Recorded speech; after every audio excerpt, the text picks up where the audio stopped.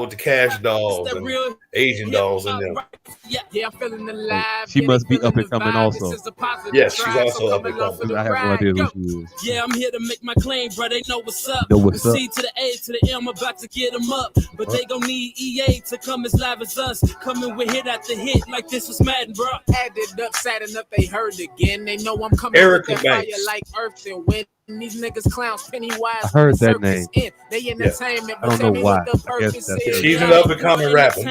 Quick to fall in line for mass, so Gotta when be they why. hear the sounds of whips and the chains. But she been up and coming for the last 7 years, motherfucker. When we moving as a unit, how they And I would gon' never stop refer to her us? as up and coming rapper. Tell them croppers we not in the same picture. See the key, always move with the people that came with you. Put my all in it, no gimmicks. I'm authentic. Leave them applaud, then hang it all up like the car finished. High. See, man, I told y'all the papers ain't playing with y'all, man. Y'all either gonna come with that real rap or y'all gonna keep lying to y'all raps. Hey, bro, tell them how it go. Yo, what's up? Welcome to the S.O.S. podcast, Stranger Society, the most honest hour and change of your day. Once a week, we back to you live again at this particular time. Maybe you don't say nothing about it. On this particular day. Hey, my name is Jacques, I'm one of your hosts. This gentleman down bottom, his name is... Hey, why my stupid ass just realized that the fucking vocals not even coming out these fucking headphones? That would have been a big clue that the mic wasn't working. Damn. And also, that's how he feels about y'all, ladies and gentlemen. And this guy on my right, his name is... Deanna Asshole Professional. Hey, you know what's real when he say professional and professional, and we are the... Wait a minute. Look up in the sky. It's a bird. It's a dame. I don't know. It sounded good in my head. I'm gonna get it. But hey, yo, look, say what's up to our producer. What up, producer? And we are the S.O.S. podcast. I see the intro almost worked until you started using 1930s derogatory women's terms. Why is dame derogatory, by the way? That's because they didn't come up with bitch yet. Is dame like 1920 skeezer? Yeah. Is that the equivalent of it? Yeah, it was the post hussy. So it's a dame is a woman of questionable repute. Yeah. Not necessarily ill repute, but it's questionable. Questionable. Okay, all right. My bad, dame.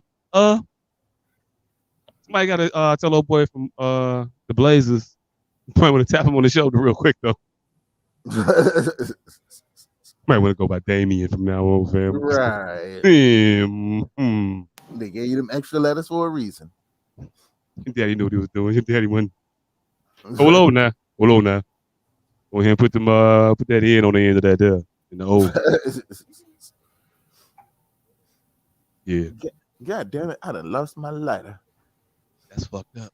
Did you do the respiratory pat on parts where you ain't got no pocket? Yeah. And I'm sure I haven't left since I lit my black. So what the fuck is my lighter? Left the seat that you sit in currently. I haven't left the seat. That's why you should have 25 lighters on your dresser. But that means I got to get paid. Well, yeah. Yes, sir. Well, see, we were there. 25 lighters on my dresser. Yes, sir. Recipes, Lil Pat. Lil Pat? I thought that was Fat Pat. Yeah, my bad. Fat Pat. Recipes, Fat Pat. Is it disrespectful when you fuck up the name while giving a recipe shout out? Especially calling a nigga little and he fat. Yeah. hey, But he was skinny. So, I don't know. it's one of them oxymoronic like moves. Like, look at him. He really didn't get a foul on that shit. He just went around motherfuckers. He literally just said, "Excuse me," to motherfuckers. Got to the rim, got his bucket, and was like, "All right, we out." Literally. Zach LaVine, a bad motherfucker. And hey, look, guess who it was on? Ooh. Oh no, that wasn't Alvarado. That was Graham. It wasn't on the tiny fella on the court. My bad. Basketball distracts me. It is. It's distracting. This shit just flashes because the string happened wrong.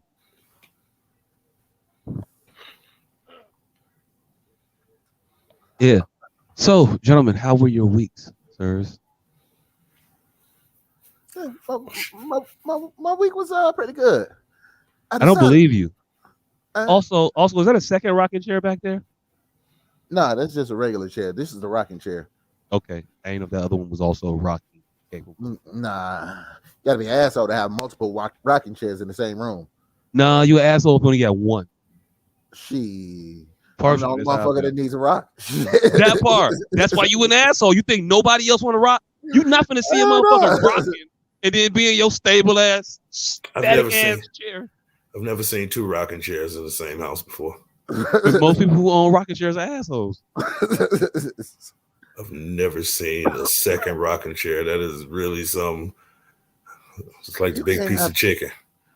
I don't give a fuck if you have the option to buy two big pieces of chicken. You buy one and you give that to the head of the household. Mm-hmm. Hey, look, if it's two pieces of chicken, it better be one big piece of chicken and two medium-sized pieces of chicken in this motherfucker in the minute. You better fix it. You better figure it out. The question is, the fucking chicken is pretty symmetrical. How did it always end up with one big piece of chicken? Somebody was playing some tricky knife work, is what I'm saying. You know damn well it was one breast. Who it was for? Why that chicken with two perfectly good breasts came out with just one breast on the table? I don't know. But your mother get the leg, your sister get the wing, you get the thigh. Break. Like, wait a minute, they got two of all those parts. Right. Yeah. I want both. You brought a whole chicken in here. Ain't like you went and got pieces. It was a whole bird minus the head. What happened? Don't let your mama fuck around and give you the big piece of chicken. How your pop sitting there looking at both of y'all like y'all conspiring. I see what this is. Looking like Othello in the motherfucking kitchen. Motherfucker gonna go right to his rocket chair, just being in the yeah. These motherfuckers think they got him one. I think that's what rocket chairs come in most handy, plotting. Right. Always. Something about that back and forth. Give you the view. It give you the macro and the micro at the same time. Macro, micro. See, I don't know. I don't think I can have anybody else rocking in my house. I know. It's borderline disrespectful. You come to a motherfucking crib and you rock it. Nigga, what the fuck you doing? But the question is, what type of rocking? Could it be some spasmodic shit? What if Michael Jackson come in your house and just get the swaying? Is swaying akin to rocking? Hey, look, if Michael Jackson come to my house, start swaying, I'm gonna beat his ass. Right now. I don't know what the fuck you talking about, but that shit, you challenging me. You want to fight? I am fucking Michael up. I remember what you did to the last nigga who crib you went into. Hey, look. You think you finna? He was fucking this bitch in front of him. Right. You finna remember the times in my crib? Ooh, I see you get a gentle sway and this motherfucker is gonna be on. You finna tell me about my bitch? In the box on the big yeah, okay, all right. Okay. Did you tell me last week you didn't want to fuck in public? Just last week. The car was too small. That's what I heard. That's what I heard. All of a sudden, that motherfucker walk out your house, and if he say why, tell him that it's human nature. Why? I have to do him that way. This nigga is still talking shit. Nigga is talking shit. Hey, if Michael Jackson talked to you in his songs, there's no win, sir. Motherfucker, come up. You want to be starting something? Said you want to be starting something. Nigga walk in your house. Been the two of us, we know someone. Hey, look. Fuck around. What if your wife's name was Benita? You coming there talking about, man, you nickname my bitch.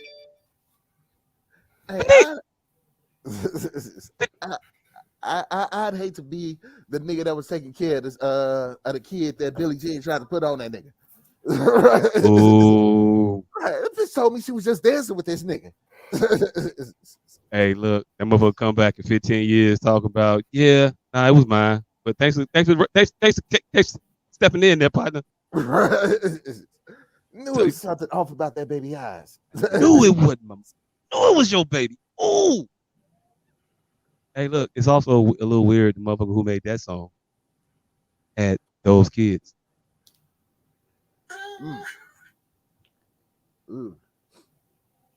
Yeah, because I think they showed one of his kids on something I was watching, and that motherfucker looks full Caucasian. I've seen all of his kids. One of the motherfuckers look like Arnold Schwarzenegger kid. The one he had with the maid. The last one. One of the motherfuckers look just like him. I'm just saying. Can your Sarah get cheated on you? I mean, what, do you get a refund in that case? Right. That's a good question. Like, you gave me a baby that I ain't want that baby though. Right. This is not what I ordered. What's the return policy on this little motherfucker? Can I get a refund if this one don't fit? Right. In exchange or something? I'll take a store credit. Yeah, I still got the receipt. Can I take a store credit on them? Hey, why my mind just went all over the place? I wonder if there's a instance where fucking. I wonder if there's an instance where a surrogate lost a baby and then went out and got pregnant, trying to keep up the scam. Fuck around, just had the whole wrong color baby. Oh, shit. I mean, oh, shit, these motherfuckers got a wish surrogate parent. What you ordered versus what you got? Like, what the fuck? Where the fuck did this little Asian baby come from? I know this is not what we put in, bitch. We did not get the tan. We did not get the taupe version of this shit. What the fuck? No, we said Anglo-Saxon. That's what we ordered. Motherfucker, we baked that baby at the crib, bitch. I know this ain't the right baby. This little half mulatto, half Asian baby. Hell no. Nah. Hey, look. If we search hard enough on 2020, I'm sure it covered it. It got to be a dateline somewhere. I guarantee you already looking in the wrong place. Maury. You got to go with Maury? Maury's that's definitely a Maury topic. Maury is still cranking out the hits, nigga, 22 years later. Hey, if Maury started doing surrogate maternity tests, nigga. You are not the mother. What? Nigga, Maury is still airing episodes with children with apostrophes and weird places in their names. It'll never get. Nigga, I'd have thought I synced it all. I synced the motherfucker name sincerely with apostrophe 2/3 of the way through this motherfucker name. I'm like, I'm flabbergasted. I don't even fucking. The child's name was Sincerely. Sincerely starts with a C. Wow. The Sincerely had no vowels, just a fuck nigga. No vowels. CRLY? Nigga, it looked like, you know that owl, seriously? It looked like it said that at first. And it was just apostrophe with a motherfucking. It was some thought put into this stupidity. It was the apostrophe where the fucking vowels were supposed to be, but the vowels was gone. It was just CINS apostrophe RLY. I had to Brubaker that almost. I was sitting there like, the only thing that ruined it was the motherfucking kid next to it name was AA Blessing. So I didn't know that was double A Blessing, or I didn't know if that bitch had stumped me. So it made the first one stupid just out of pride. I didn't know if that one was stupid or so smart I couldn't get it. It sounded like a funeral home. I just had to make them both stupid. Or a storefront church. Yeah, it was AA Blessing. Imagine getting named after your parents' tax shelter. What the fuck? Oh, shit. There's also a LLC somewhere with it ain't blessed. Y'all remember that Your episode of parents Oprah? ruined it. Y'all remember that episode of Oprah with the girl with the world's longest name? I did not.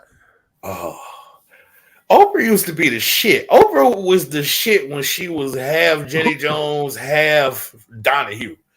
Like, I don't know if y'all remember, Oprah used to premiere like all the hot snacks and shit. Oprah was the first one with the crow nut. Oprah was the first one with the Dippin' Dots. Like, Oprah used to be giving away cars and shit. She used to be cool. Oprah I know turned about the cars, but if I went to Oprah on Dippin' Dot Day, you'd have been mad at the motherfucker. I'm gonna have a motherfucking problem right now, nigga. yeah, right now. Hey, do you remember how fucked up the world was? Like, now we could probably handle a car from Oprah, but do you remember when she gave them cars up and it fucked them people's lives up? Hell yeah, half the motherfuckers couldn't keep that shit. It fucked them people's lives up, nigga. You don't remember that shit? I remember that shit. As America, we were fucked up financially where we couldn't even get free shit back then. We was teenagers, but I knew, like, just sell the car. My immediate thought was sell the car. Fam, fuck them people's lives up. Like 20 of them. Oprah didn't catch a break back there, and niggas try to sue her about the cows. Oprah was. Oh shit, the cows. Oprah took that heat. She took that heat. The milk. The cow people came at her at one point. The beef people came at her so hard, she left the country for a little while. She just started opening up shit in Africa. And then Africans started disappearing and shit. She had to come back. Oprah. You opened the school and every girl got kidnapped. Right. You got to fix that. Okay, we gonna give you some more girls. But don't lose these bitches. Don't lose these now, all right? You might want to put a track on these motherfuckers now. Nigga, they never brought our girls back neither. We just stopped asking for them. Y'all remember that? Hey, look, Coney 2012, nigga. Bring back our girls. Ooh, that did not. Yeah, I don't know. What happened to the girls? Last I heard, they got some of them, didn't they? They got some of the. I don't mean to be laughing through it, but they got some of the girls, right? They found I heard they brought like 30 pregnant ones back. Y'all remember that shit? Yeah, they brought some of them back. They brought like some more people with them. With some more people with them, but hey, we lost 17, but we brought back 19. Some of them wasn't here, but when we started, but we got a couple more. I mean, we got extras. Hey, look, you came more the merrier that situation though. Can you human trafficking math? Can you more the merrier this one? Like, well, man, we got room more the merrier. No, that's not what we. I don't. Hey, look. This is going to get dark. This is 18 minutes. 18 minutes in. This is going to be a kind of a show. How did we get that dark that quick? I don't know. It out of nowhere. That shit just. Nothing suddenly it clipped like, wow, that's a special level of yeah. I don't even know where the fuck we was at to get to human trafficking. We were on your week. Damn, what the fuck was you doing in your week that got us to human trafficking? I need talked about my week. Shit. I was about to, then I got interrupted, then we had human trafficking. Fuck. Shit, now do I even want to? Do you want to follow human trafficking? How does that work? I can. You got to pre-pause your week? I need a buffer. Can I get a weekend? Can I get a weekend before my Monday? All right, so my week, I'm preparing for Black Panther. So check this out. We actually rented a theater. Oh, so you go definitely do what I definitely was not trying to do. Yeah, exactly. That's why I didn't invite you. You could have invited me. I don't laugh at y'all though. Who rented? You say y'all rented a theater? Yeah. Oh shit. And so we rented a theater for her peoples and my peoples to all watch this shit together. And we managed to get 40 motherfuckers. So you came out to about $14 a ticket, which is typically what you would pay to go to a show, except now ain't no strangers. Oh, y'all. Yeah. Hey, look, it don't count if you can't smoke that motherfucker out though. Yeah, we can't smoke that motherfucker out because my mama Y'all went from there. Wakanda forever, from Wakanda for a little bit. Wait, you trying to say they don't smoke in Wakanda? Well, kinda. I believe Wakanda got the best. Can you imagine weed growing in vibranium? Right, nigga. You see what it did to the herb, nigga. Imagine what it would do to herb. Did you see how deep the purples are there? Right. You got to be smoking some shit. Oh shit. Damn. Oh shit. Leave it to me. It got to be a multiverse of Wakanda where that shit is just shrooms and everybody just high and tweaking, eating dirt cookies. Look how great we are. Motherfuckers just ignore y'all. Y'all think y'all in secret. Motherfuckers is on National Geographic. Motherfuckers just avoid 4,000 years. Avoiding Wakanda like everybody, like Charlie Brown avoided that motherfucker that was in the dirt cloud all the time. Nigga, Themyscira, Wakanda is like Metropolis. Fucking, he like this. Them motherfuckers just both tweaking off shrooms and shit and don't. Themyscira is a bunch of ugly bitches. Y'all not hidden. Y'all didn't kick all the men out. They left. It started in Wakanda. Like 6 blocks away. Motherfucker got there, looked around, was like, woo, shit, nah. But hey, get back on the boat.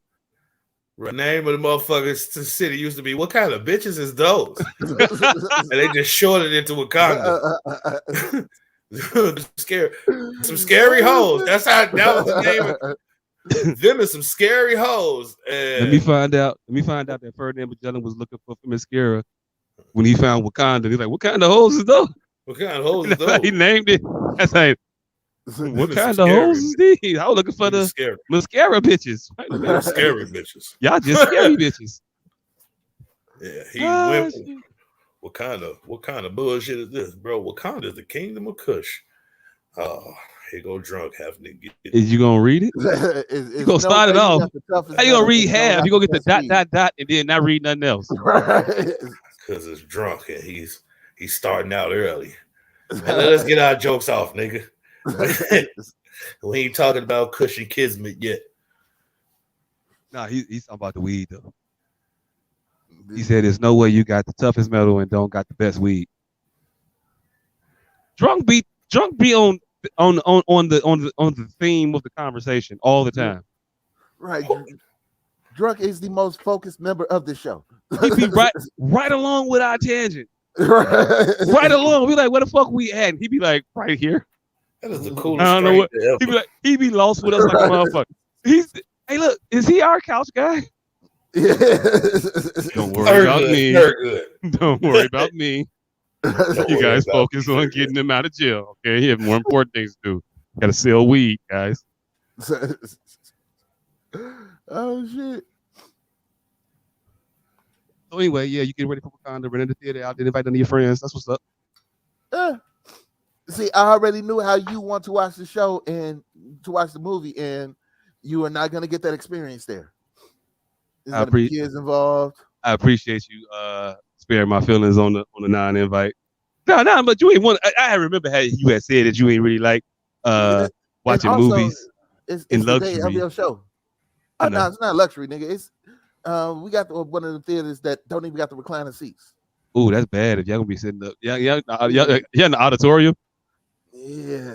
Y'all in the assembly hall. Right. Bench under the chairs. New seats fold up. Nigga rented out a church basement. Motherfucker finna put a motherfucking laptop connected to a fucking TV. You ain't slick. This how I used to run my goddamn movie screen. This nigga in my basement hooking up a laptop. Church throwing the most elaborate. Church is throwing the most elaborate versions of rent parties ever. 2022, you got diversified. Nigga, Go call this media auxiliary. Nigga, I'm sitting here watching the projector right now, nigga. I would take my own. Nigga, this nigga Judge Joe Brown just put a spin on fucking black pastors. Whoa. I'm gonna send y'all that video. This nigga, I don't know if he's Quincy Joneson or he's drunk uncling. You're right. He's been drunk uncling for a while. But he be drunk uncling weird though. You can't really like fuck with him because he be like drunk uncling like that's the motherfucker used to touch people. In the drunken, like you don't know what you gonna get, like so you don't want to be around that motherfucker too much because you think like the reason why your aunties and them don't fuck with him is a good one, and you shouldn't either. But he family, so he gonna be around. We don't fuck with that motherfucker. Now, see, I took it a whole nother way. That's the motherfucker that they try to disparage because he be drunk and telling the truth.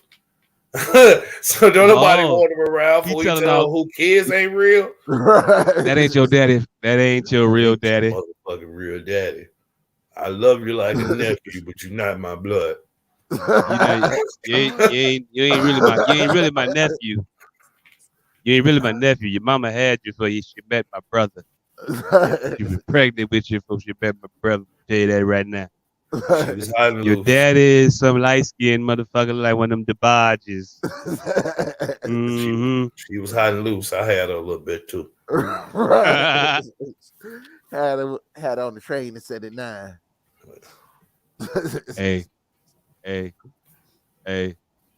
Now this nigga went to some shit that I thought had been long since disproven, but I don't know. It got disproved by a white man. So I had to believe Judge Joe Brown because he might have been lying, but he said he read it in the Library of Congress. This nigga said, yeah, so when I was 23, I had to intern in the Library of Congress, and Willie Lynch wasn't a motherfucking letter. It was 7 pamphlets. I read them all. I was like, what, nigga? Yeah, and he went into how they went the what we know of the Lynch letter. He went into depth about it, and then went on to how the black pastors was in one of the pamphlets, and how they had a 50-year run, and what they would do, what the master would do, was go get. He would let the slaves when they would first get to America. He would let all the new slaves run wild. And so they would hierarchy themselves in that period of time. And then you would take what would equivalent to a chieftain from that little chaos, and that's who you would make the pastor, because they chose for themselves who would lead them. And then you run all your plays through that motherfucker. And then the pastor would be the honorary mating buck. He went into how, because y'all know slavery was abolished like... Yeah, that was way off. Slavery was abolished like 60 years before. I'm just getting it ready. I'm just getting it ready. Slavery was I don't know where you're going with... When motherfuckers start talking like this, you don't know where they're going. Oh yeah, it went there. Slavery was abolished in 1801. Like slavery or the slave trade. The slave trade was abolished, and with same difference, motherfucker. If you can't slave trade was abolished. Slavery was not. It just said you can't get no more new motherfuckers, but if you can create some motherfuckers on your own, but no, that's the thing.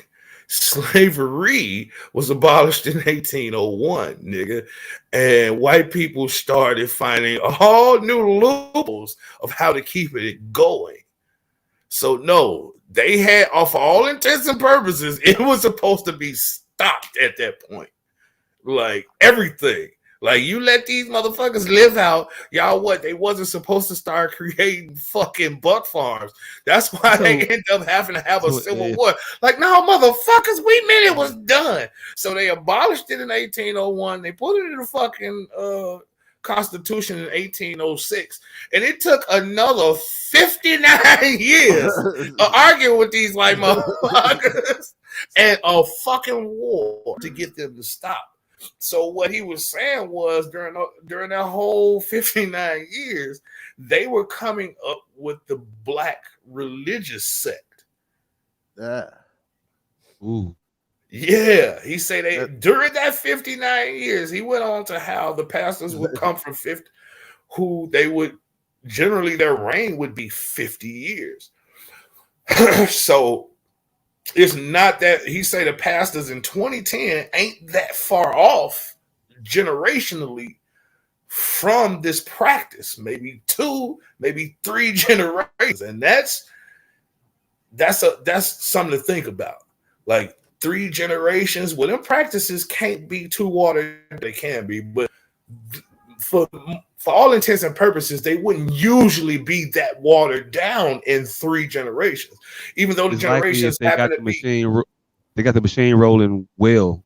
It's likely to be still rolling in 3 generations. Yeah, it can't. No matter the time is 150 years. See, we look at it in 150 years, and we usually think of generations in 10 to 20, 10 to 18 basis. But in this regard, the generation is 50 years. That's the mainstay of what they're saying. These pastors from 20 to 70 years old, and so you preaching that long. You teaching this shit to a multitude of people. But not only preaching, but you were instituted to have sex with all of your congregants. They were picking the strongest, the most endowed, the biggest, what we know of going on in the church today. The pastor fooling with his congregation. He's saying that was an institution. He said that was their new fleecing the flock. Yeah, fleecing the flock was playing. I do not. Yeah, he said the Holy Ghost.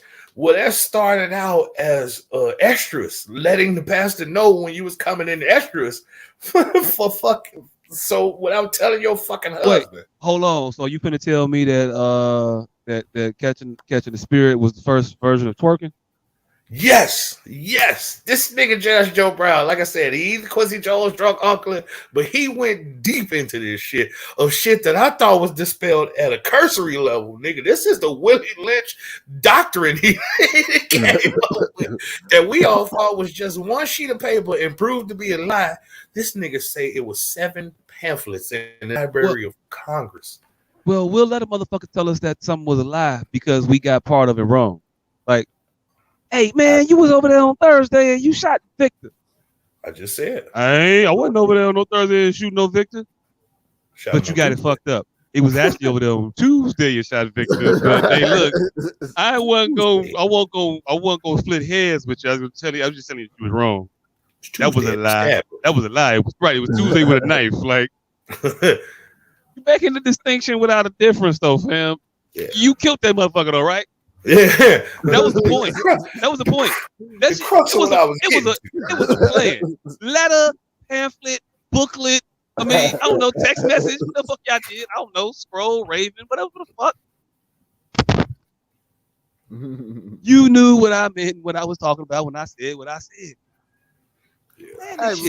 But you can still see that shit in practice to this day. Like that's my point. That's what gives credence to this old man's crazy comings and goings. That's why I don't know if he fucking Fishbone or fucking Quincy Jones. Hey, look, can you be a little of both? He can be a little of both. Can you be a crackhead because you were exposed to a lot of shit? The question, after I just made that motherfucking analogy, I don't think either one of the motherfuckers were lying. So that was a bad analogy. I don't think either one of those people in those instances. No, not that you think it, but what I'm saying is motherfuckers start calling people crazy. And my point in saying that was maybe that motherfucker crazy because some shit. Fox. No, not like a fox. Because some shit drove them crazy. That too. And they are telling you the shit that made them insane. And you just like, you fucking crazy. Sounds no, nigga, I'm not crazy. Well, I'm crazy, yeah. But that motherfucker was green and he had a ship and he came down here and he walked around and he said R2D2, BB Bop, and then walked off. Like, that shit happened. Now I'm nuts. Yes. Yes, I am nuts now. That shit drove me insane. But it happened, though. So I'm crazy. So after this story, I tell you everything else is fucking Right. it's fucking crazy. It's fucking made up out of nothing. I like Kanye West. I like Kanye West. Hey, look, you're developing your own conspiracy theory following now. You finna research your shit. Right. Either gonna have a disciple or I can't think of another word that started with D that meant the opposite of disciple, but you know what I meant. Detractor. There we go. But that wasn't the one I wanted to use though. I wanted something more forceful. I don't know. Denouncer? Yeah. I don't know. Detractor was better than Denouncer. Hey, look, what you want me to tell you? I wanted something like that you could make a movie off of. I wanted something trailer worthy. Detractor just don't get it. The detractor. The evil teacher. The knowledgeable student that learned, and now he's the detractor. That ain't getting no tickets off, fam. You're not selling no tickets to the detractor. The disagreeer. But yeah, I'm excited for Black Panther. Yeah, that's where we were.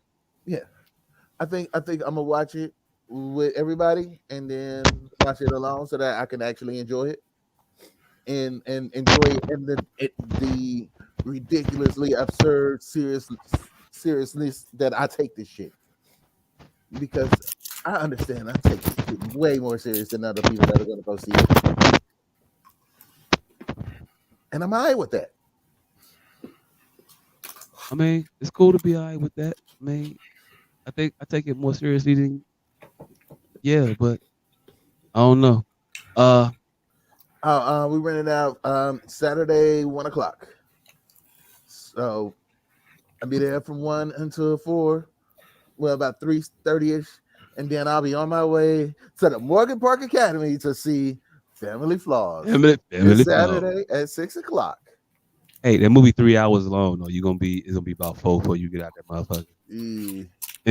And y'all black, so the motherfucker probably ain't gonna start till about at least about 119, 120. Yeah. Hey, if you rent out the theater, are you also able to be late with the showing? Nah. Like, can you hold the start for your auntie that ain't got here yet? No, I told them I was 12:40. Be there at 12:40. So but the latest would be 1:05. But it's gonna be the auntie that got like 3 kids that all want to see it. And they cool cousins. They cool little cousins. They all right. They get good grades. They mindful a little bit. They say thank you for Christmas gifts and shit. But you know she always late. Yeah. You gonna make them miss the beginning of Wakanda forever? Yep. Damn. Uncle Dion ain't shit. I'm laughing at this nigga drunk. This nigga drunk say this Black Panther movie gonna be a nice pack of men, but that's okay. We gonna make it great. Oh, facts like a motherfucker drunk. It's definitely.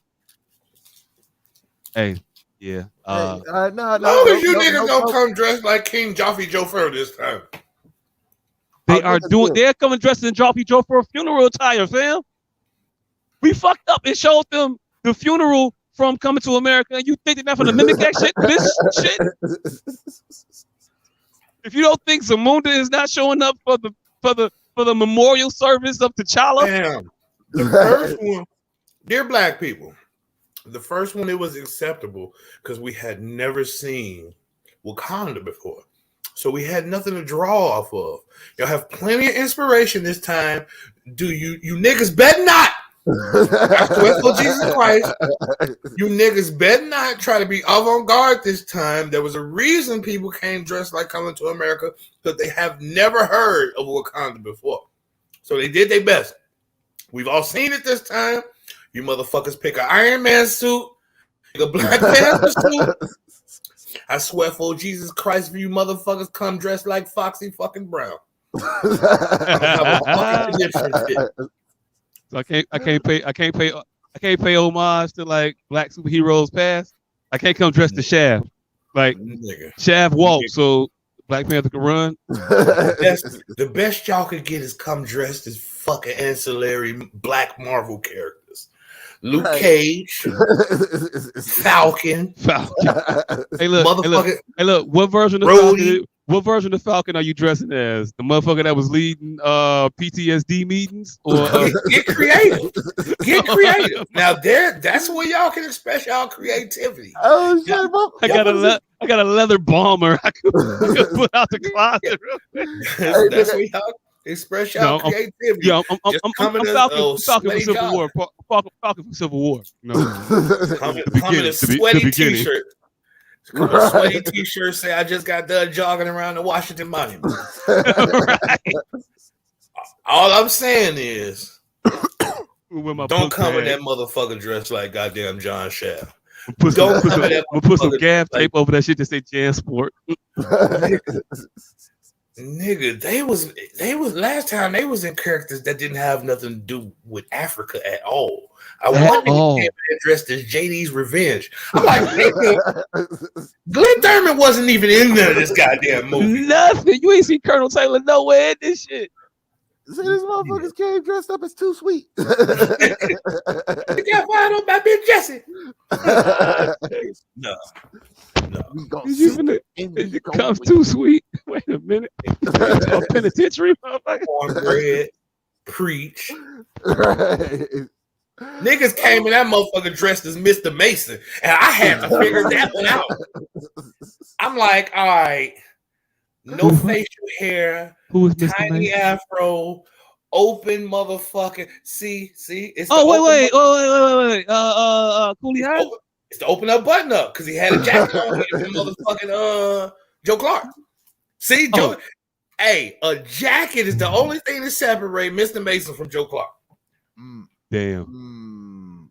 If you was trying to describe Mr. Mason and Joe Clark to a blind racist fucker, what would you use to separate the two? Nah. We can go holler at Miss Mason and get it all straightened out. Famous last words. Famous last word. Mr. Mason ain't straight shit out. Right. They beat the shit out of Cochise under that L. Make that shit way fucking. Don't ever come get me out of jail by getting me out of jail. Just don't come yanking me out of shit. Make it a struggle. Like, tell me, like, whisper to me, hey, look, hook off on me, then run. Like something. That's how you gotta let motherfuckers out of jail back in the. You can't just walk me out the door. Nick, you just gave me a bag of chips and a pop. Fuck is wrong with you? What are you trying to get me shot out this bitch? Shout out to Gary Morris. He don't get trying to get me jumped under an L station. Salute to Gary Morgan. Straight up. Gary Morris don't get it half as much. Is it Morris or Morgan, by the way? Morris. Gary Morgan is the fucking Garrett A. Morris. Garrett Morris. Gary A. Morgan is the fucking Civil War general. That's what it is. Okay, it's something. All right. Yeah. Hey, look. Didn't know it was a Civil War general. Hey, look. I went along with it. I wasn't confusing the Civil War general with this motherfucker. I just thought he had an A in his name and the credits on Martin. Stanford Martin. That was not an intellectual. That was not a byproduct of intellectual and like pop culture reference. No, it was not a crossroads meeting there. That was a coincidence. That was a coincidental intelligence. Say that was a broke clock. Right, like I'm doing a motherfucker. It's still gonna be 11:03 when I'm done, but it's 11:03. Right. Oh shit! But yeah, that's my week. Preparing for that. It's gonna be dope. And then going to see Family Flaws at the Morgan Park Academy on Saturday, November 12th at 6 p.m. Tickets available on Eventbrite. Drinking in the parking lot. Drinking in the parking lot. But actually, I don't even know about that because it's supposed to be like 40 degrees. It's like you drink. It's supposed to be cold this weekend. It's gonna be 70 tomorrow and 30 by Saturday. I'm sure we could find a receptacle we could throw some shit in and put and light a fire. Get Turn some. that motherfucker to the Thuggish Rex's Bone video. I was going for the thematically concurrent Coolie High Alley Mad Dog roasting session. You know, just talking about motherfuckers for no reason. You got aspirations, nigga. Shut your dream having ass up. They laughed at this motherfucker for having goals in life. Yeah, I want to be boy. Right ass nigga. Right ass motherfucker want to use your brain in life. What's wrong with you? Be like Coach Cheese. He dribble. Right. That's what we could do. Right. Be thanking ass motherfucker. What you want to do, Poodle? Want to work at a factory. First of all, if your initial goal one ain't getting another name besides Pooter. He probably already realized that dream died a long time ago. That ain't number one on the agenda. Hey, we gonna get this name. We gonna get, hey, look, hey, yo, Pooh. Hey, yo, what did your mama name you? Nah, nigga, that dream died after he stopped telling motherfuckers fuck you after they called him that. Like, hey, Pooter, fuck you, nigga. Hey, look, it didn't help when the monkey hit him in the face with some shit. Oh, nah, it was that's some Pooter ass shit. That's why he got the name. That's some Pooter shit. That's shit. Only happened to Pooter. Right, now you got to get on the goddamn bus smelling like monkey shit. While the rest of us just smell like a ghost. Right. Hey. You know they smelled horrible. Hey. Ain't that much polyester in autumn. Hold on, nigga. Think about being worn without odorous shit happening to you. I'm sorry, they ran way too much. Nah, nigga, fuck that, nigga. Coolie High was on, I think, was it on the south side? West side. I was on the west side, but still, riding the bus from the west side all the way to Lincoln Park Zoo, long ass trip. No matter what zoo they went to, that was a long ass bus ride. It was Lincoln Park. It wasn't a long. It wasn't a long bus ride though, man. Not long. Riding from California all the way to fucking Holsted, holding on to the back of a bus. Oh, hey, look, you know what? I was definitely saying it ain't a long ride from a seated vantage point. I was definitely in the bus. Nigga, these not on. That's the reason why Coach Cheese was able to whoop that nigga ass at the party so easy. That nigga had all that goddamn forearm strength from. Hey, look, hey. If that motherfucker hang on to a muffler for 37 blocks, you might not want to fuck with him. Just saying. You are definitely throwing a nigga through somebody mama backstop. unless you wear a Stetson in high school. Because that motherfucker that wore the Stetson, I wasn't born in the 70s. I don't know how 70s fashion really worked, but I'm just saying it's a special type of motherfucker that got to be to wear a Stetson to the 11th grade. Gotta be. You a junior, fam. Why are you dressed like Errol Flynn? What? Oh shit. Hey, look. Also, I figured this out about references. They ain't even got to be accurate. They just got to be smooth and on time and just keep going. Right. Just don't give a motherfucker a chance to Google before you just finish. Just go on to something else. Right. Get in, get out. Get in, get out. Them shit. Fuck the reference. I don't care if I fucked it up. It don't matter. I'm on to something else now. As long as it sound cool. Right. Errol Flynn. I don't really know what that nigga did. But he sounded like he wore a fucking 10-gallon hat. Look, I think it was the motherfucker that they got this dance from. Ain't that the only Errol thing Flynn? I remember about Errol Flynn was he Jamaican. That's the dance Sinbad taught me at a point. I don't know what special it was, but he's Jamaican. It's the only thing I remember about Errol Flynn was he's Jamaican. Him and Marcus Garvey. Let's be Marcus Garvey.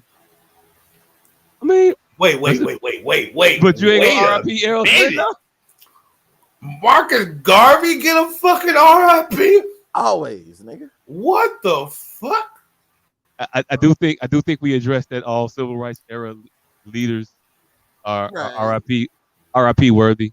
Top 5. All of them? Top 5. You got to do the top 5. I say all of them. Adam Clayton Powell. Well, he's not dead yet, is he?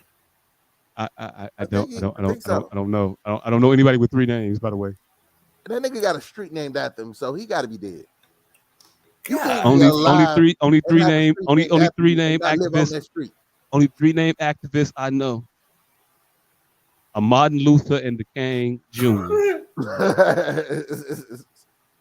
The red Medgar Evers. Malcolm X. Huey Newton. Huey P. Newton, motherfucker. Hey, look. First of all, he was almost there. First of all, he never claimed Percy, so it ain't there. I mean, he always claimed the P though, so he always claimed Huey P. Newton. He said, "Call me Paul." Huey P. Newton. Huey P. Newton. Initial. So you said we going initial for names. You got to recognize the initial. Hey, look, we recognize that A in Garrett A. Moore's name. Try saying Gary Morris. Don't feel the same. Don't feel the same at all. But it's an A in that motherfucker. I'm telling you, it is. Clarence Williams the third, motherfucker. First of all, he wasn't no activist. Second of all, the third don't count as a third. Hey, you motherfuckers! No, I didn't count Junior as a fourth. No, hey, what if his middle name? Hey, look, does he spell out third? If he spells out third, then he catches. He gets okay, cool. But if that motherfucker put a Roman numerals 3 behind that bitch, nigga, Link from my squad is above reproach. Hey, that nigga learned how to juke the system. His middle name is Williams, and his last name is just 3 eyes. If you capitalize all nothing, think I got a daddy.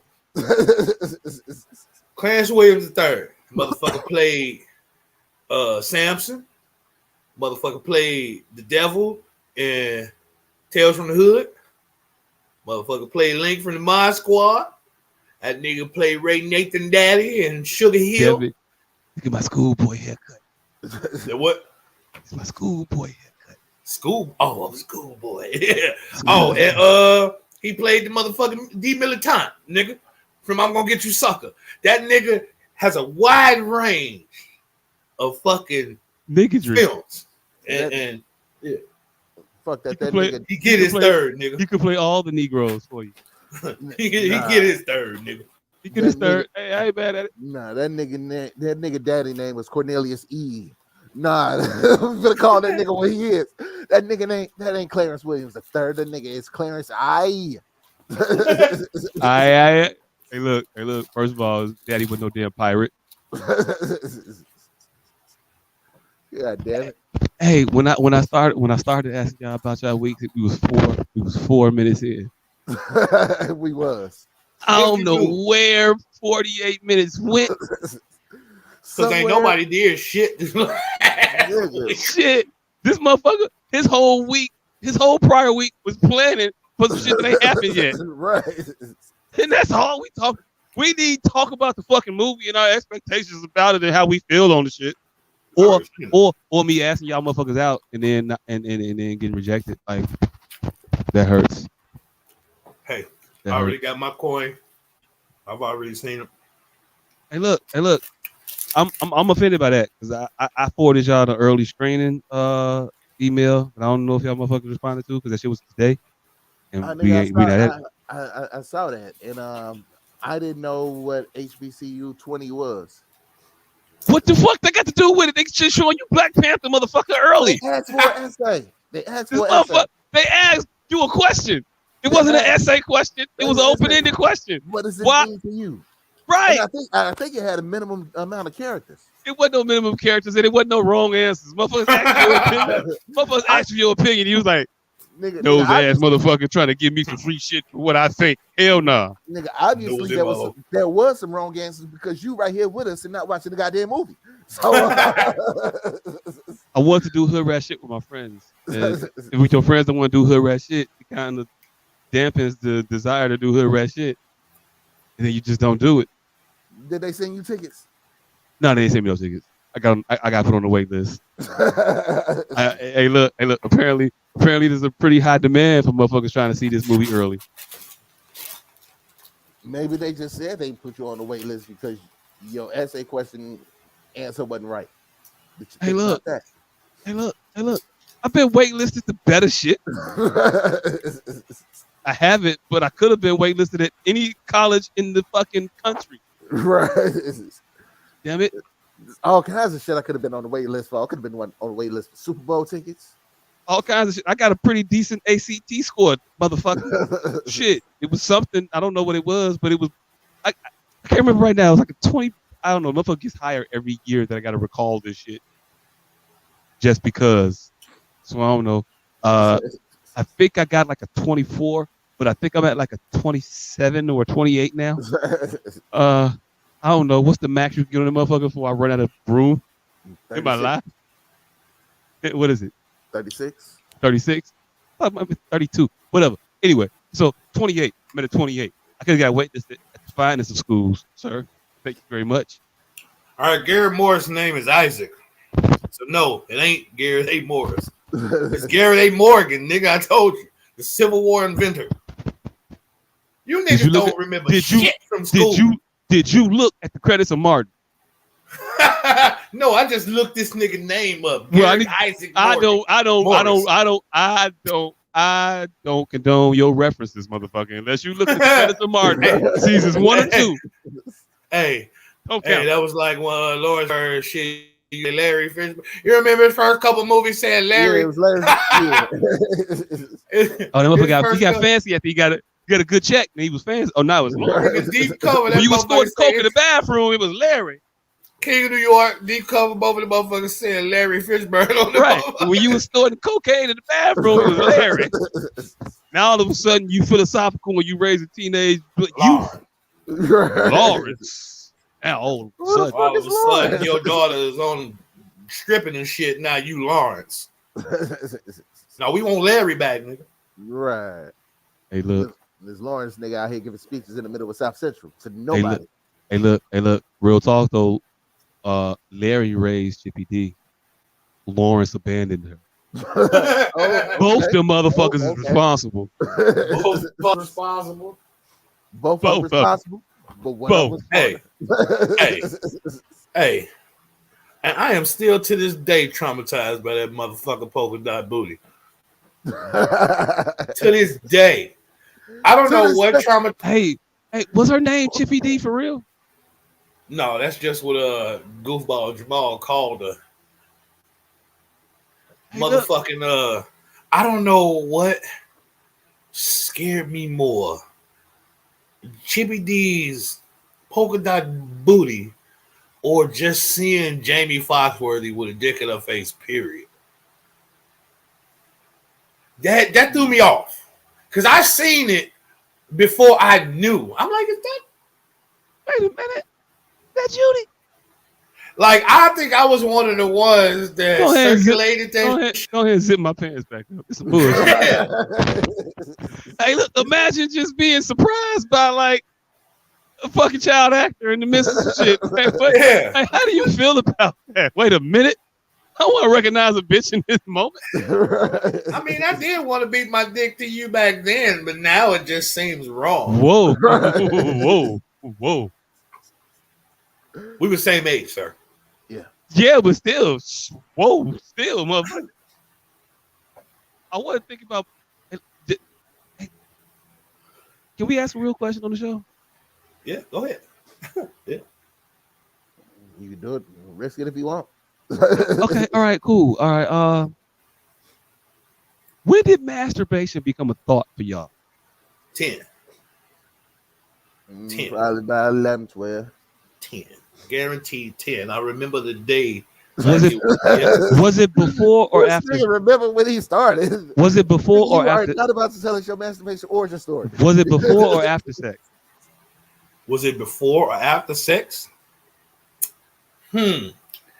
It was after fellatio, before sex. But sexual activity. Yes, but I learned how to beat my dick for extra. I just putting on. Hey, look, you're getting way more descriptive in detail than I asked. Hey, look.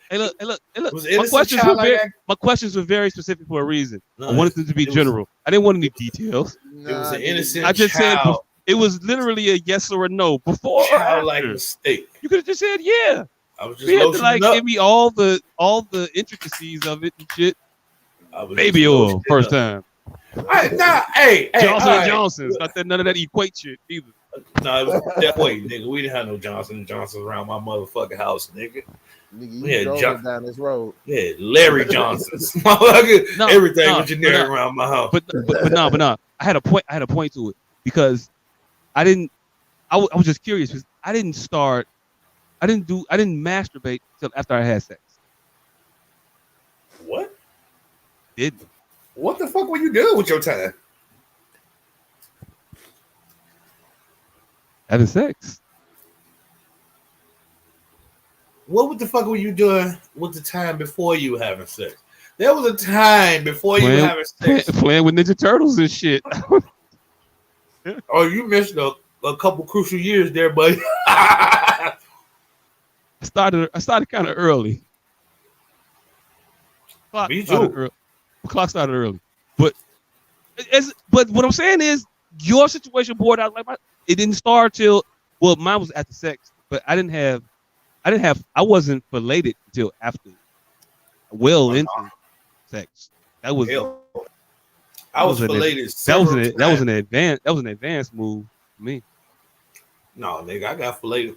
You didn't know having any exploratory filleting like when you was younger? No. Yeah. No. Man. My exploratory shit younger was touching. And then it went right from the touching to the fucking. And then from the fucking to, oh shit, I can do this myself. And then from that to like, you'll put this in your mouth. Okay, cool. I didn't know. All right, bet. I got sex all out of order. And I think that a lot of us get sex out of order. That was the conversation I was trying to have.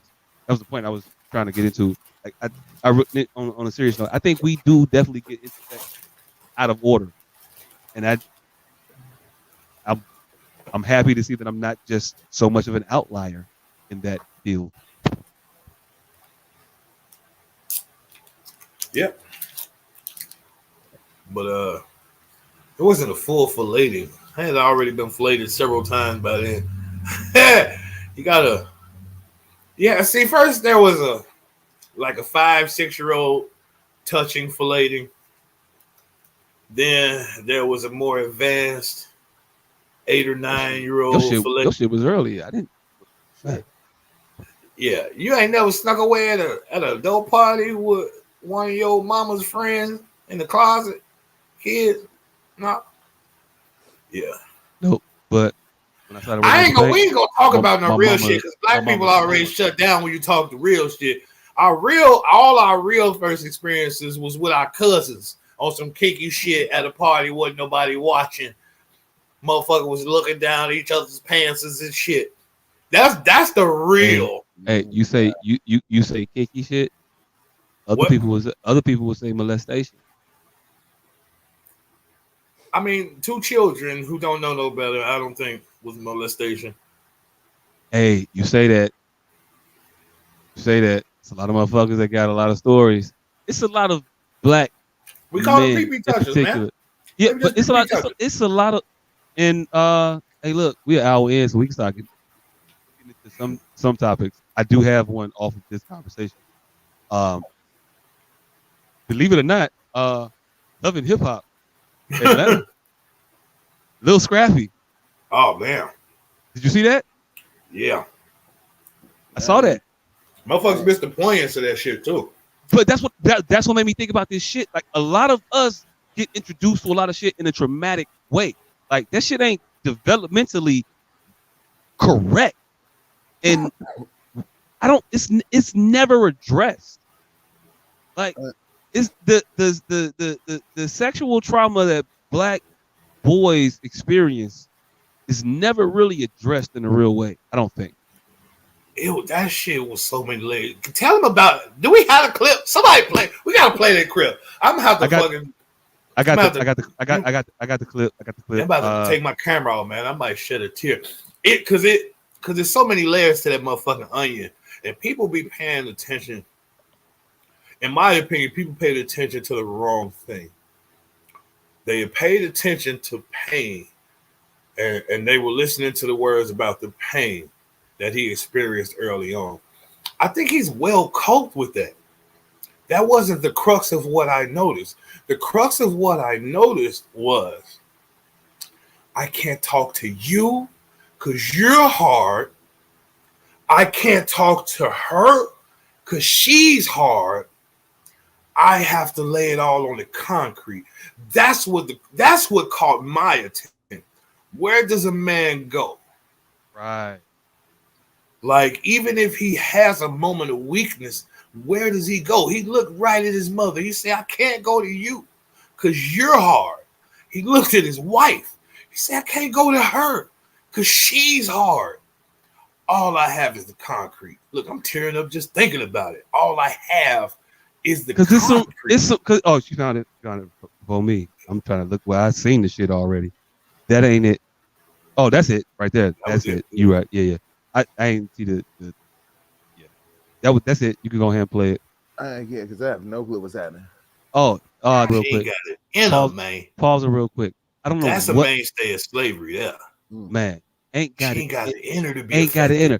But I want to say this real quick. I don't know what the backstory to that is. That particular certain situation. I don't know what the backstory is to it. But in her explaining or his life. I know his life. I'm talking about to made that situation happen at that time. You know what I'm saying? I don't know what the precipice was for that interaction. I get the life story. I know that. But in the little interview, confessional little part or whatever, she said something there.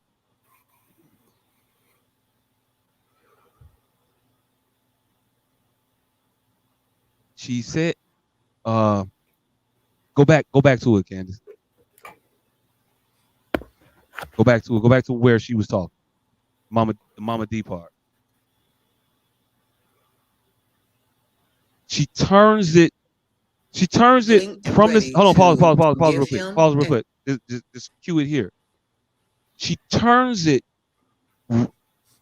right from what we just watched, because I think they watch these things like we watch them, and then they talk about them after the fact. I think that's how it worked, right?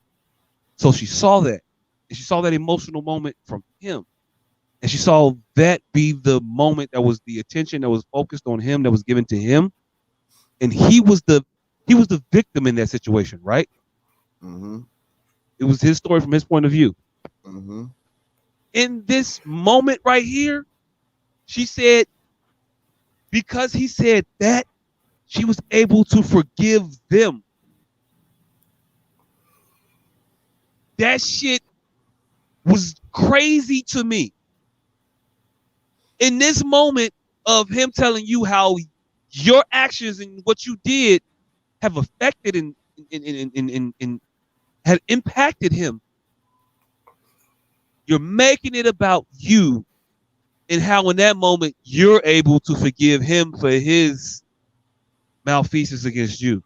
Like she's moving past something. That in that moment, as opposed to in that moment or in this moment, reflecting on it, accepting the pain and the trauma that you inflicted on that young man.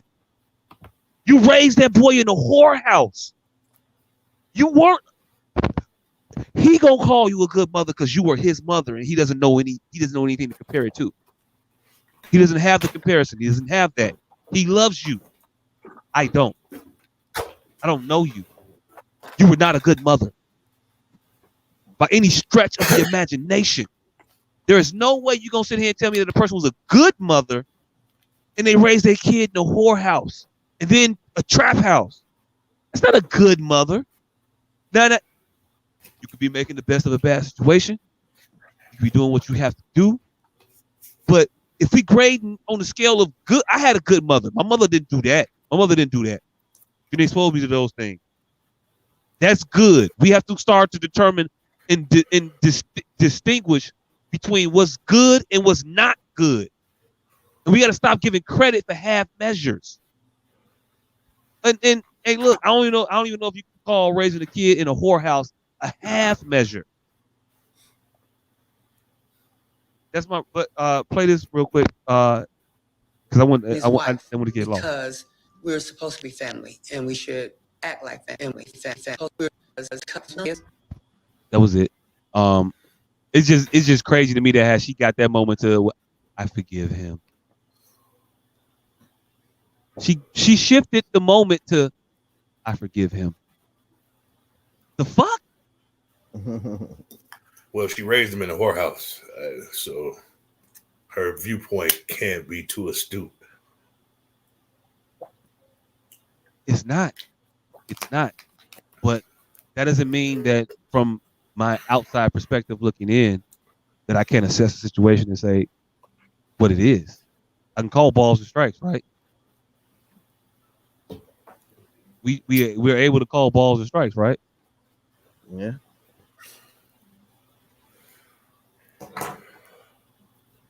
Got to stop giving the credit where credit is not due.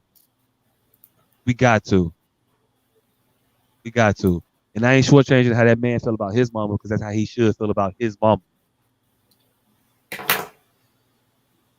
But the rest of us should be able to understand ain't a good mama.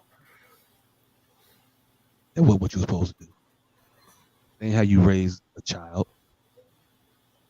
But you got people thinking that they could raise a child in spite of a lot of bullshit. Well, I'm gonna do it, but I'm gonna instill values and morals in mind. But I'm gonna live it. I'm gonna wallow in this bullshit. I'm gonna live in this bullshit. I'm gonna bring him into all this bullshit, but I'm gonna keep him above it, or it's gonna be different for mine because I'm here. No, you just brought your kid around a bunch of bullshit that you should.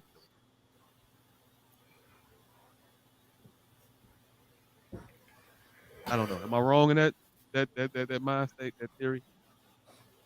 No. Should I temper these emotional responses that I have towards this individual?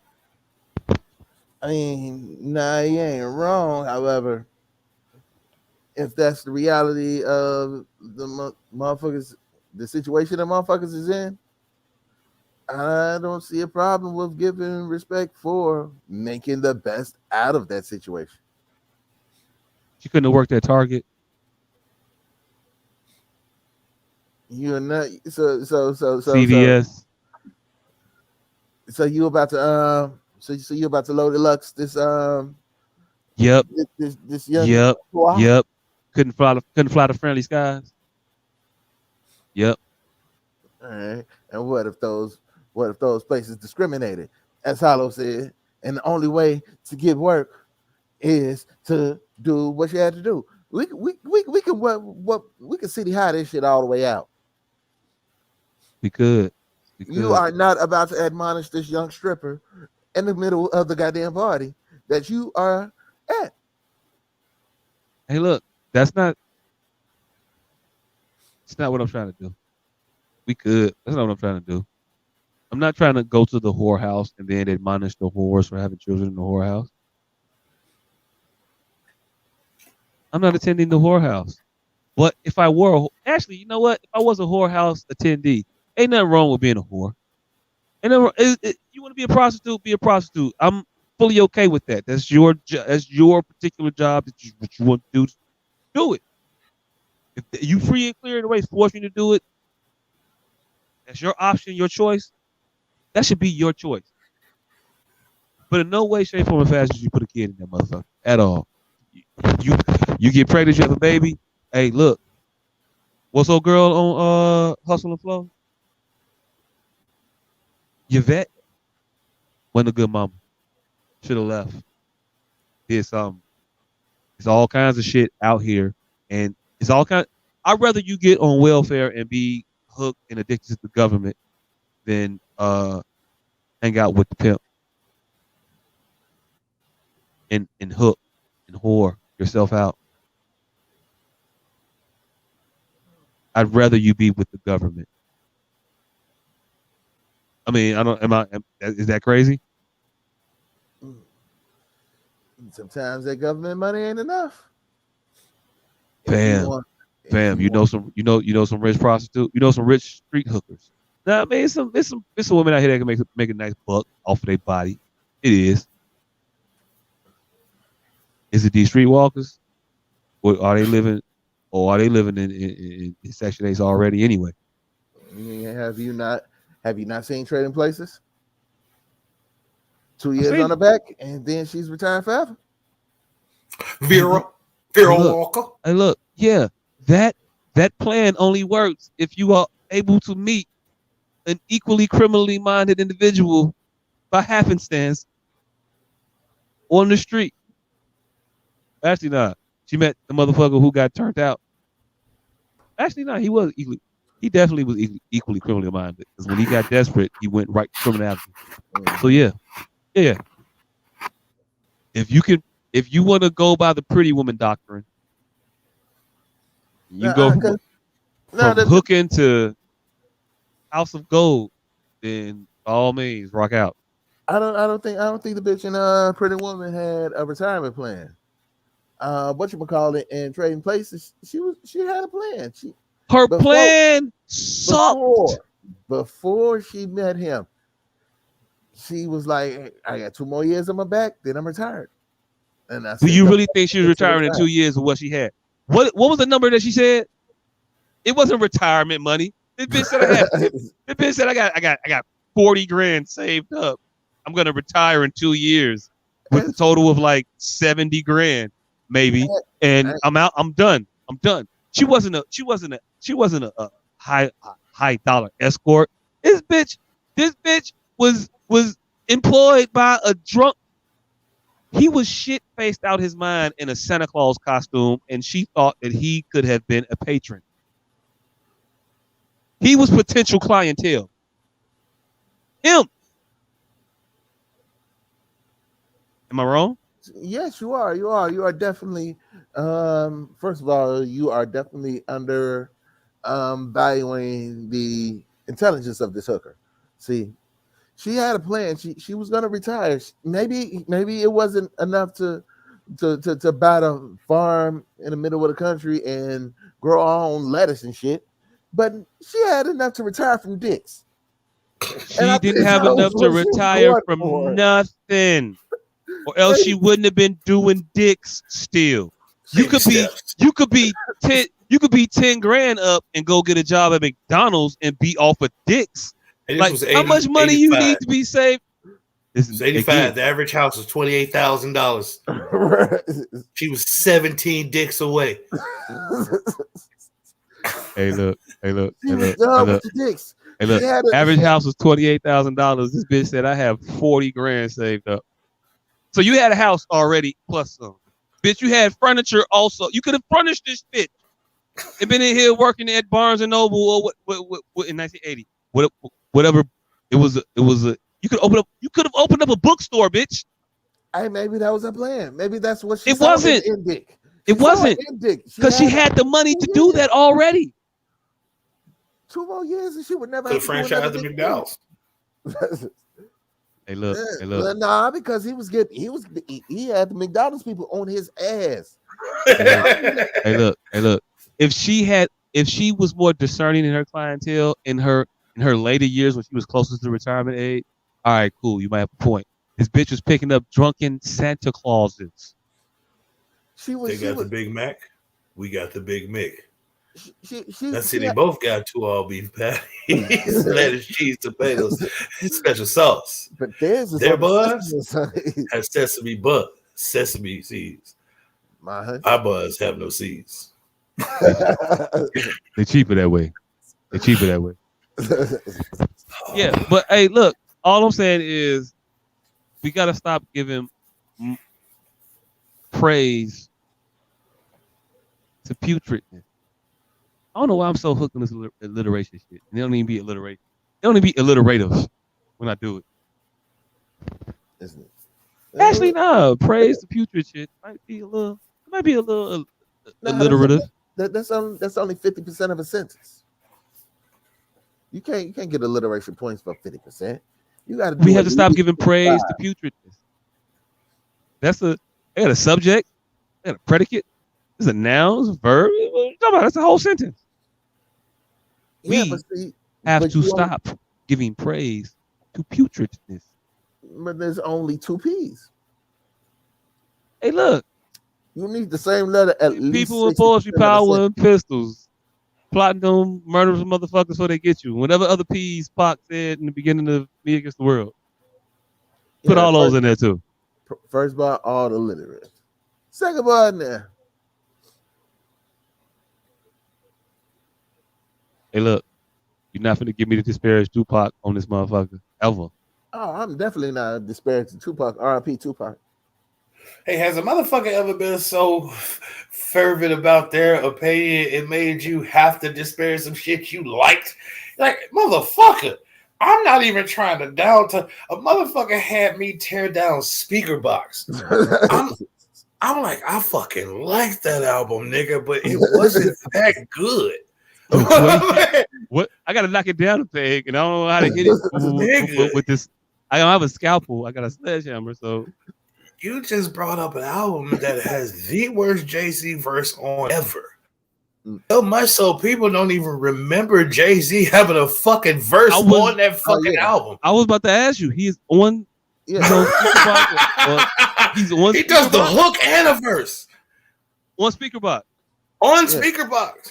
Well, in my defense, I listened to the Love Below a lot more than the Speaker Box version. That was his postulation that the Love Below overshadows Speaker Box. I'm like, motherfucker, nigga, Get Rich or Die Trying came out that year. The Black Album came out that year.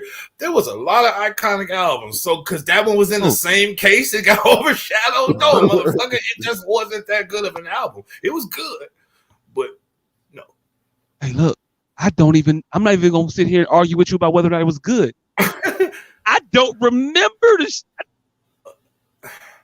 It was good. Must be the prototype. That's what I got off the Speaker Box and Love Below. I got the prototype. And roses really smell like boo, boo, boo. Nigga. Them. Here's what it is. Here's what it is. You remember the Love Below. Shake it, shake it. You remember the Love Below. Yeah. Those every other song. Right. Every song on Speaker Box Idlewild. That's why the fuck you don't remember Speaker Box, because it was a soundtrack for Idlewild. Idlewild never happened. Idlewild happened. Idlewild happened. Idlewild was actually dope. But what happened was Idlewild came out around some shit called The Honey Dripper, which was a much, much better fucking film. Motherfucking Danny Glover. That's my nigga. Motherfucking Danny Glover. And that Honey Dripper is the shit. Honey Dripper was the shit. Danny Glover, The Rock. Not The Rock. Rock. Yeah. The original Rock. Charles S. Dutton on your ass. Yeah. Like, that was a good ass movie. And it was the same. Tonight, nigga. Hey, look, it's out here for free like a motherfucker. Whenever you want to watch it, it's on demand. But no, it was better than Idlewild, in my opinion. Honey Dripper was damn near better than Life, actually. Ooh. That's a hot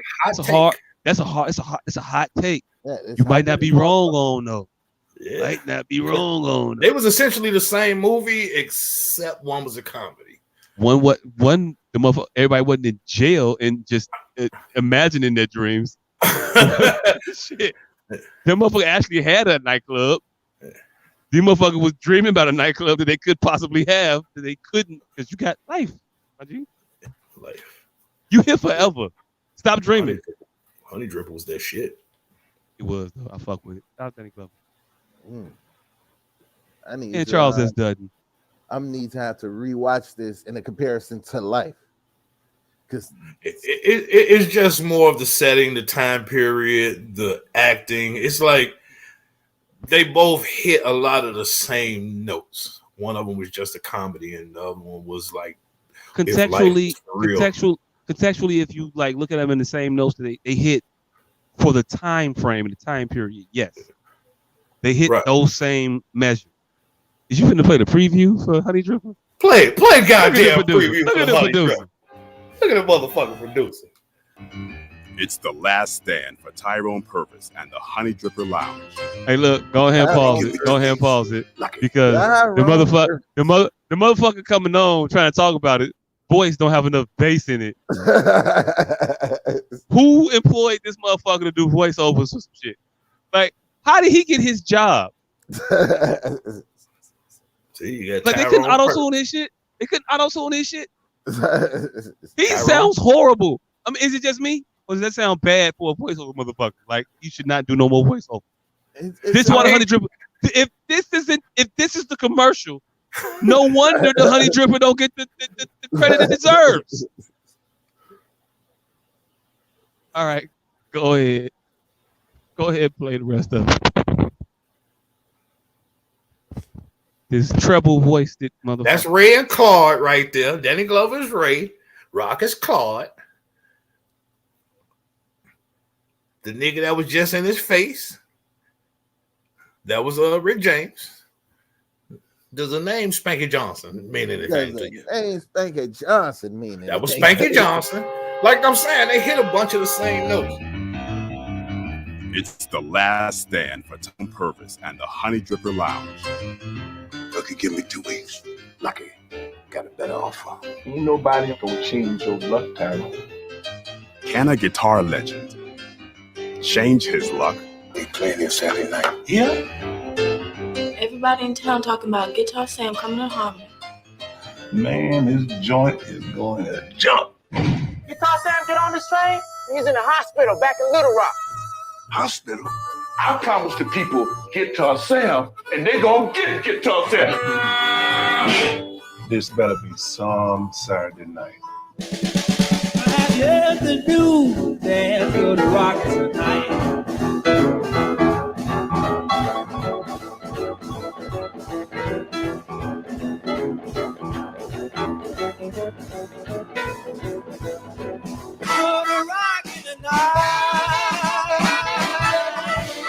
Here's what you all been waiting for. Honey Dripper, a film by John Sayles. I'm gonna have to go out back, wiggle some things around. Don't you wiggle nothing around unless I'm there to see it. Hey, ain't nothing like a sassy. Ain't nothing like a sassy thick back.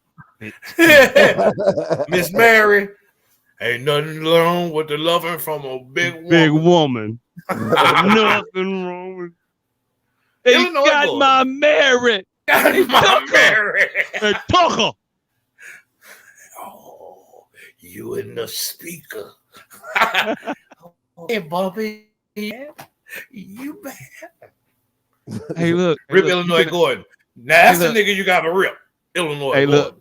Hey, look. R.I.P. Illinois Gordon, like a motherfucker. Illinois went out. Illinois he couldn't stand that motherfucker. He couldn't stand Bumpy. He told that motherfucker. Your head pointing. He told that motherfucker, I'm on Bump It. Man, fuck you. I ain't giving you shit. Don't make me raise up. Don't make me raise up on you, Illinois.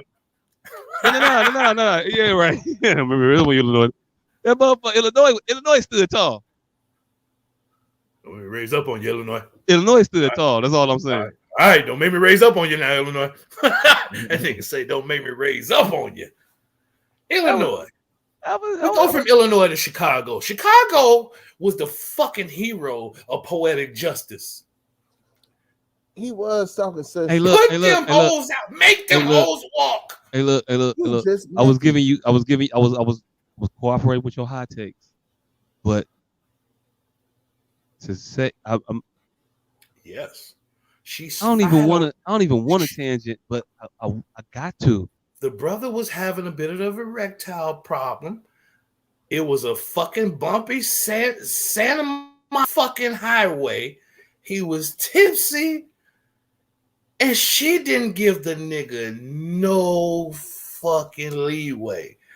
You dick small nigga, you bitch, I got you in this bum ass bitch. Oh, I'm trying to take y'all out the hood for a day on this motherfucking trip up to the fucking wine country. Hey, look. Fuck the trip. Let's call these bitches what they were. Stranded,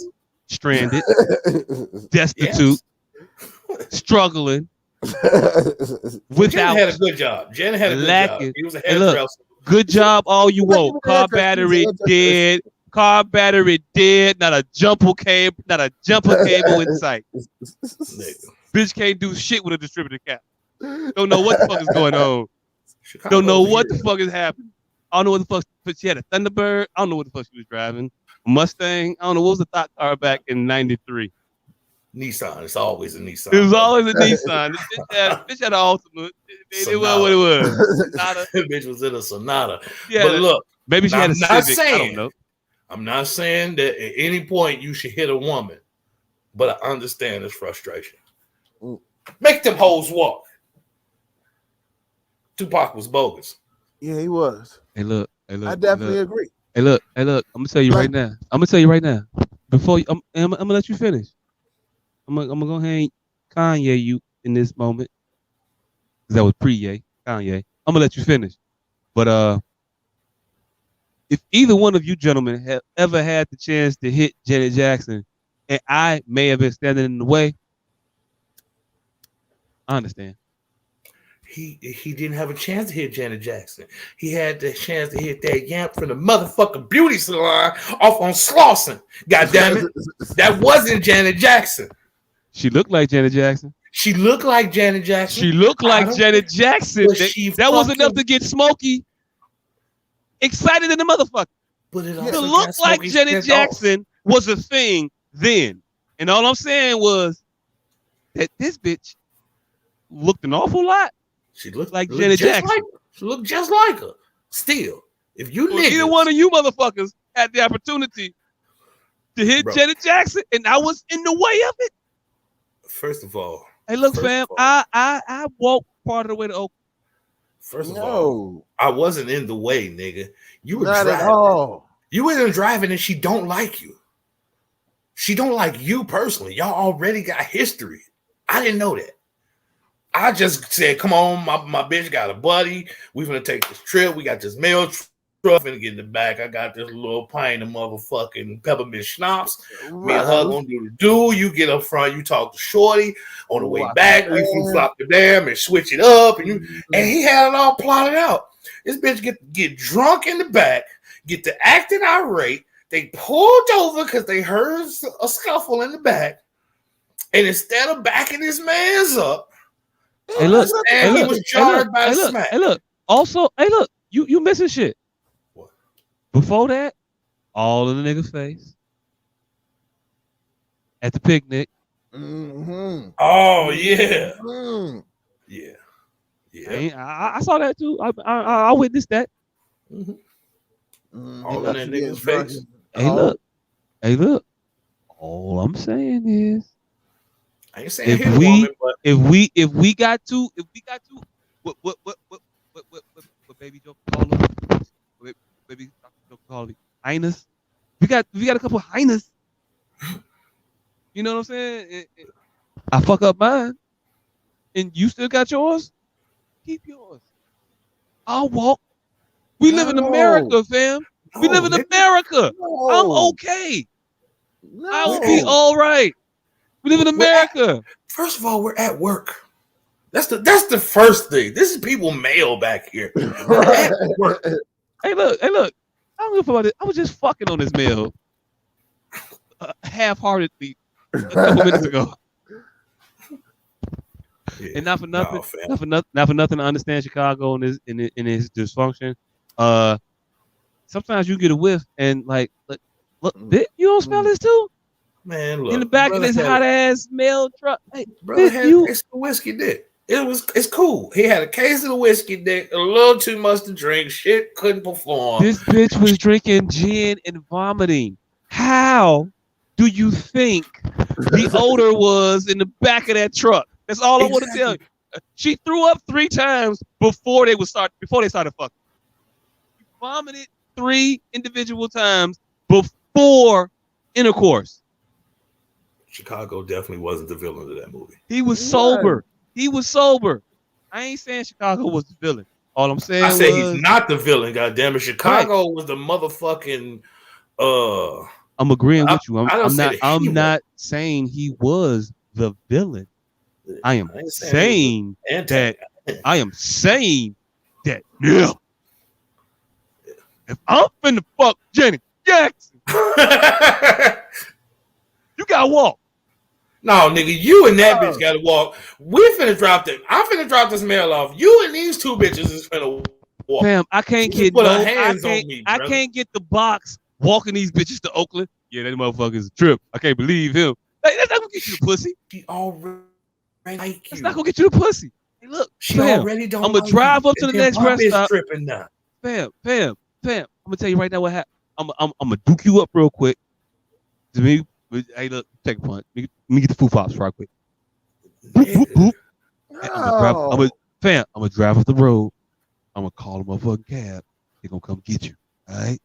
Relax. Just take it easy. All right? On 3. Break. For the pussy. Hell no. Ah, wow. Yeah, motherfucker. And don't you ever talk to me again. Till Monday when I tell you about all this shit that happened. God damn. I might could pop both of these bitches. No. You gonna stand in the way of me hitting Janet Jackson and potentially stand in the way of me having a Janet Jackson included threesome. Really? Really? These bitches sloppy drunk. Hey, look. She Hey, just look. put Hey, her look. hands Hey, look. on Hey, me. look. Hey, look. Hey, look. She put her hands on you, not me, fam. Damn. God damn. Niggas. Hey, look. Just so y'all understand what my loyalty lies. Hey, look. We see. Let's change the subject. Another I'm with y'all Monday.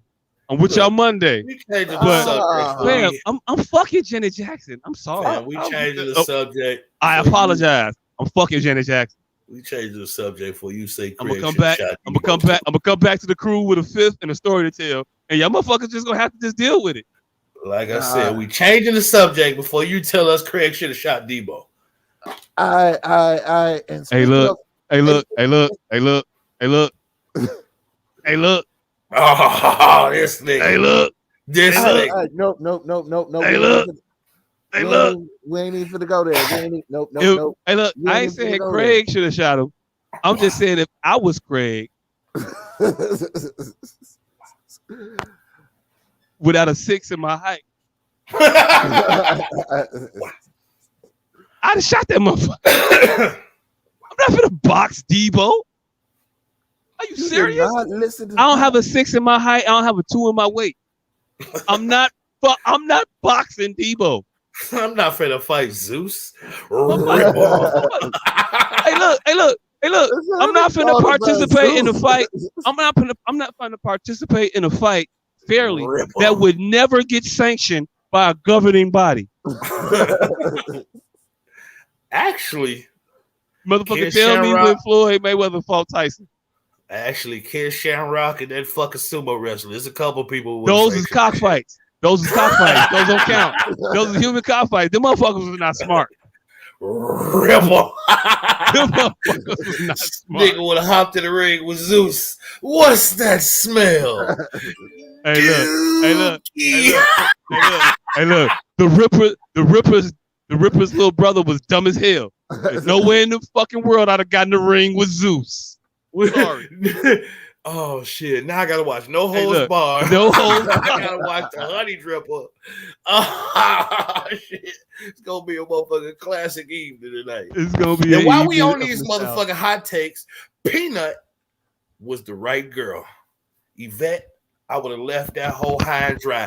Peanut didn't hire no nigga. What are you talking about? I don't need Baby boy. And Baby boy.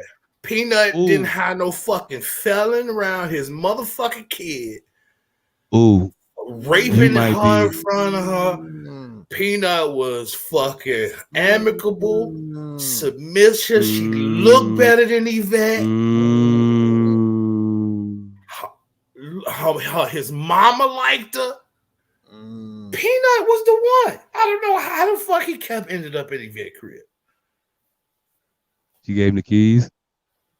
Hey, her car. It was her car first. Look, Peanut. Hey, look. Is we gonna admit that ugly bitches that you do more shit to them?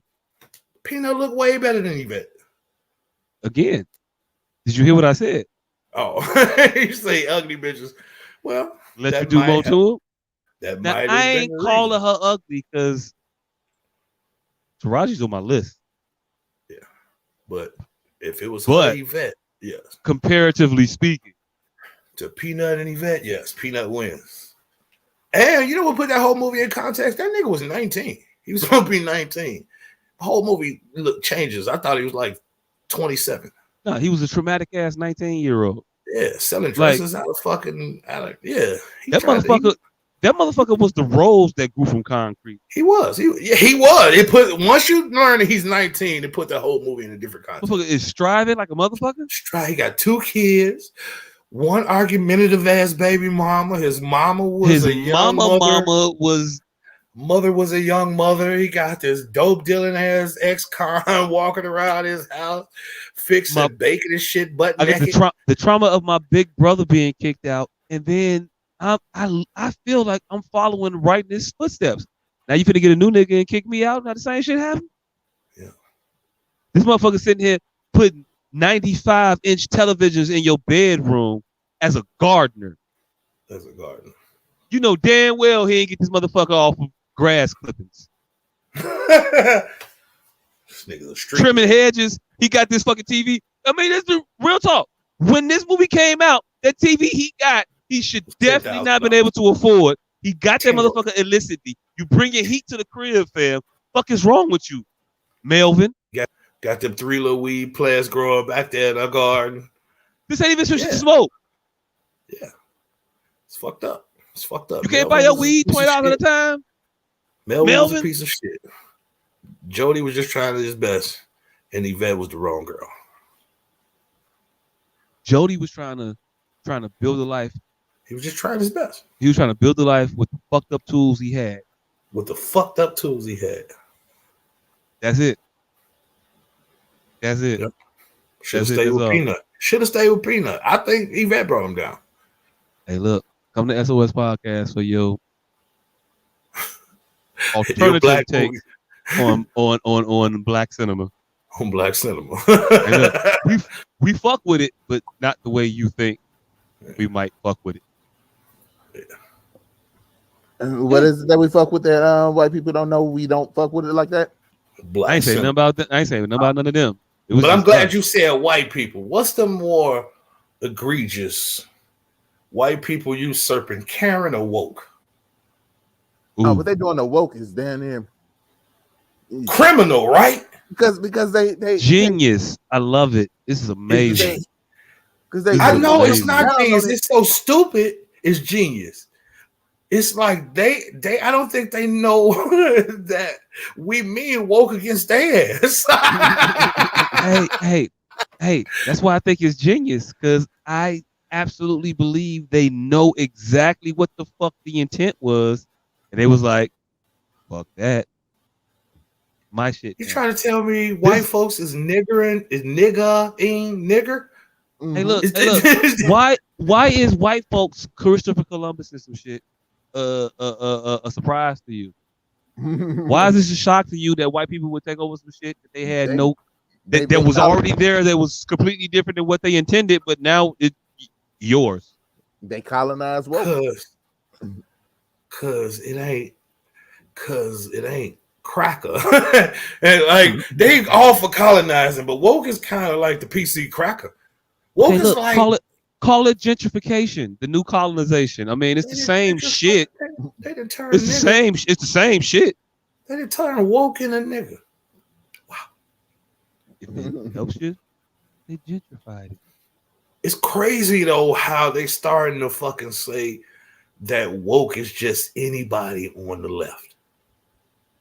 Like that's the craziest part. Woke is slowly starting to mean liberal. It's starting to be synonymous with liberal. Hey, look, man. Yeah. When woke shit in our community may be the fucking least liberal, which is the funniest shit. When we said woke, we were more so calling you a Malcolm X. Yeah, we were conservative.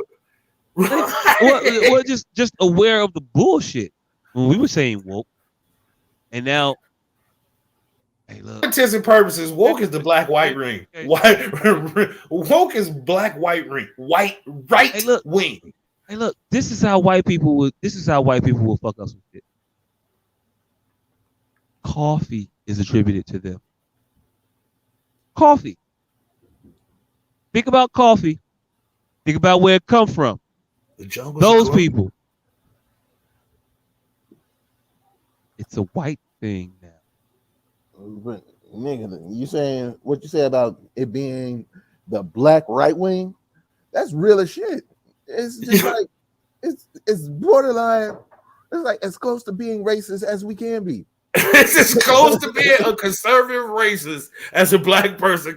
Saying a motherfucker is woke is as close to saying he's a conservative racist as you could fucking possibly. And they have completely usurped it and made it a left wing fucking term. It's amazing. These motherfuckers have usurped a completely antagonistic racist phrase against them and had Dudley Do-Right it right into owning it. Like the ease at which they call other white people woke and the disdain, and the fact that they say it with such disdain is like kind of the spit in the face. They say woke like motherfucker. They use the word woke like the word motherfucker interchangeably. It's like they call it a left wing motherfucker by just calling them woke. They think the whole leftist party is fucking woke. That's just, if you have some absurd opinion about the right, you are woke. And so that kind of is like, is that a parody of what we are, or is that 50 Cent all over again? Is that what they think we are doing in the woke culture? Is that the way they interpret it? That we are essentially just liberalistic in our approach, which if you delve into it, now that I'm starting to think about it, they think that being outside of their grasp is a liberal fucking way viewpoint. Damn. Like, if you start to crack the shell of them usurping woke and how they use it, they, at first glance, it would appear that they think that woke is just our tinfoil, is a sect of our tinfoil blackness. Just motherfuckers saying crazy shit to antagonize the status quo, which is fucking bonkers. Because the woke in our diaspora couldn't be further from that. Woke is our militancy. Woke is our fucking right wing, for, like I said, lack of a better term. Woke is our ability to notice nonsense. Right. Our woke is the ability to notice their woke. Nigga, because if that's you crazy. Literally just change the color of the woke words of the woke motherfuckers, sounds like the exact same shit as the words of the racist motherfuckers. That shit is bananas, and they have completely usurped the woke culture. They have. I first heard it on Joe Rogan, and like when I heard him use it, he was already like it sounded 7-8 months into using it, so I had to decipher through conversation how he was using it, and in every instance, it appeared to just be how he described leftist rhetoric, like anything avant-garde when it comes to constituent behavior, constituent thought. Like if a motherfucker say, let all black folks go, woke. Like what, nigga? How does that just make a nigga woke? let everybody walk, let everybody in jail go, woke. No, nigga. That's not what we're saying. Let everybody falsely incarcerated by a system designed to target a particular set of people. Let those motherfuckers out of jail. That's woke, nigga. Now, let everybody out of jail. Woke. No. Whoa. Not all of them. Nah, that motherfucker. No. Slow down there, Gary. That motherfucker shot my cousin. He should be in jail. But this motherfucker's accused. But this motherfucker's accused of stealing a book bag from a Barnes and Noble that he didn't do. Maybe and then end up hanging him fucking self. Maybe him should not be in jail for 3 years. Just waiting to see what happens. No, there's a lot of area in between. It's a gray area in between there. You could pick any of the land in between there and there. But yeah, I definitely see that shit. Hey, look, while we on the topic of subjugated black men, Kyrie Irving been in the news. God damn it, Joe said you damn it. See, we tangented off of where I was gonna make my segue because I had a whole nother segue.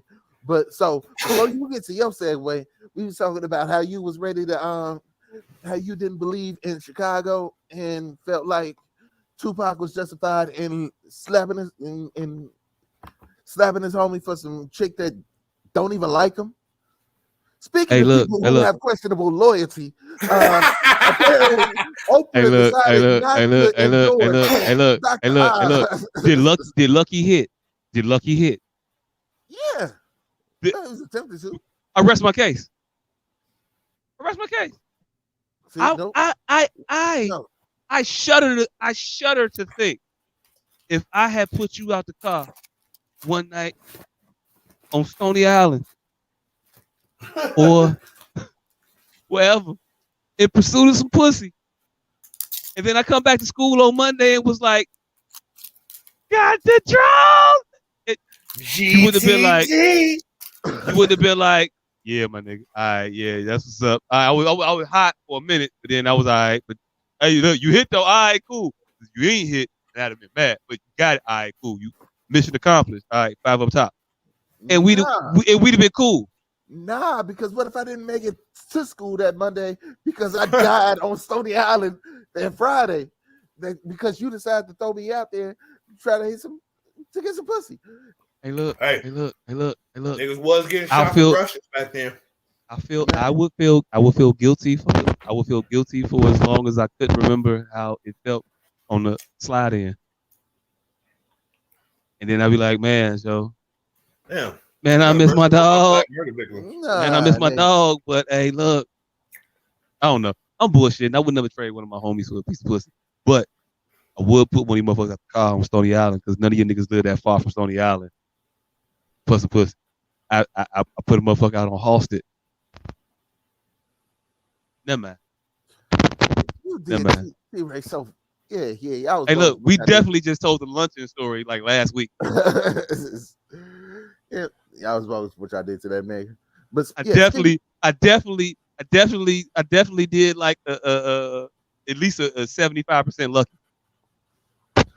All right, so speaking of people with questionable loyalty, Oprah came out and campaigned against Dr. Oz, who was running for Senate in Pennsylvania. Wait, that's where we going? Not to the Kyrie shit? Oh no, that was my segue because people are questioning Oprah's loyalty. Bet it up. Go with it. I thought we were gonna go with this black man trauma show. But hey, look. Shout out to Oprah. I mean, we'll get to that. Oprah. We'll get to that because we've already talked about Oprah once. Might as well keep the party going. And so all right, so when Dr. Oz was running for senator in Pennsylvania, and Pennsylvania is one of those hotbed seats that is up for contest to help determine who has control of the Senate. And there was a video that came out a couple of days before Election Day in which Oprah said that if I lived in Pennsylvania, I would have already voted for the white motherfucker that's running against Dr. Oz. And Kid Rock questioned Oprah's loyalty, said that Oprah's a fraud because she didn't come out to support Dr. Oz. So my question to y'all motherfuckers is, well, I mean, I can't even ask you because you've already shown what your answer is. But Mr. Man with no name, what is the definition of loyalty? It's supporting a friend, a quote unquote friend, who is doing something who believes are opposite of your beliefs. It's supporting them regardless. Loyalty. I was reading when you was describing what you were saying, so I don't know. All right, is defending a friend loyalty? Is that what you're saying? Nah. Openly campaigning against a friend who's running for a position that if he got the job, it would fuck you up. Well, where does their loyalty lie towards me? God damn it, it's loyalty to myself. Shit, if they job gonna fuck me over and me actively campaigning against them getting that job, I don't think either one of us are loyal to each other in that moment. All right. I'm sorry, producer, you could play the video. And so this is Oprah coming out and campaigning against Dr. Oz. I said it was up to the citizens of Pennsylvania, and of course it still is. But I will tell you all this: if I lived in Pennsylvania, I would have already cast my vote for John Fetterman for many reasons. For many reasons. Would you make a diss campaign video against your homie? Is that disloyal? Well, someone who claims they are your friend.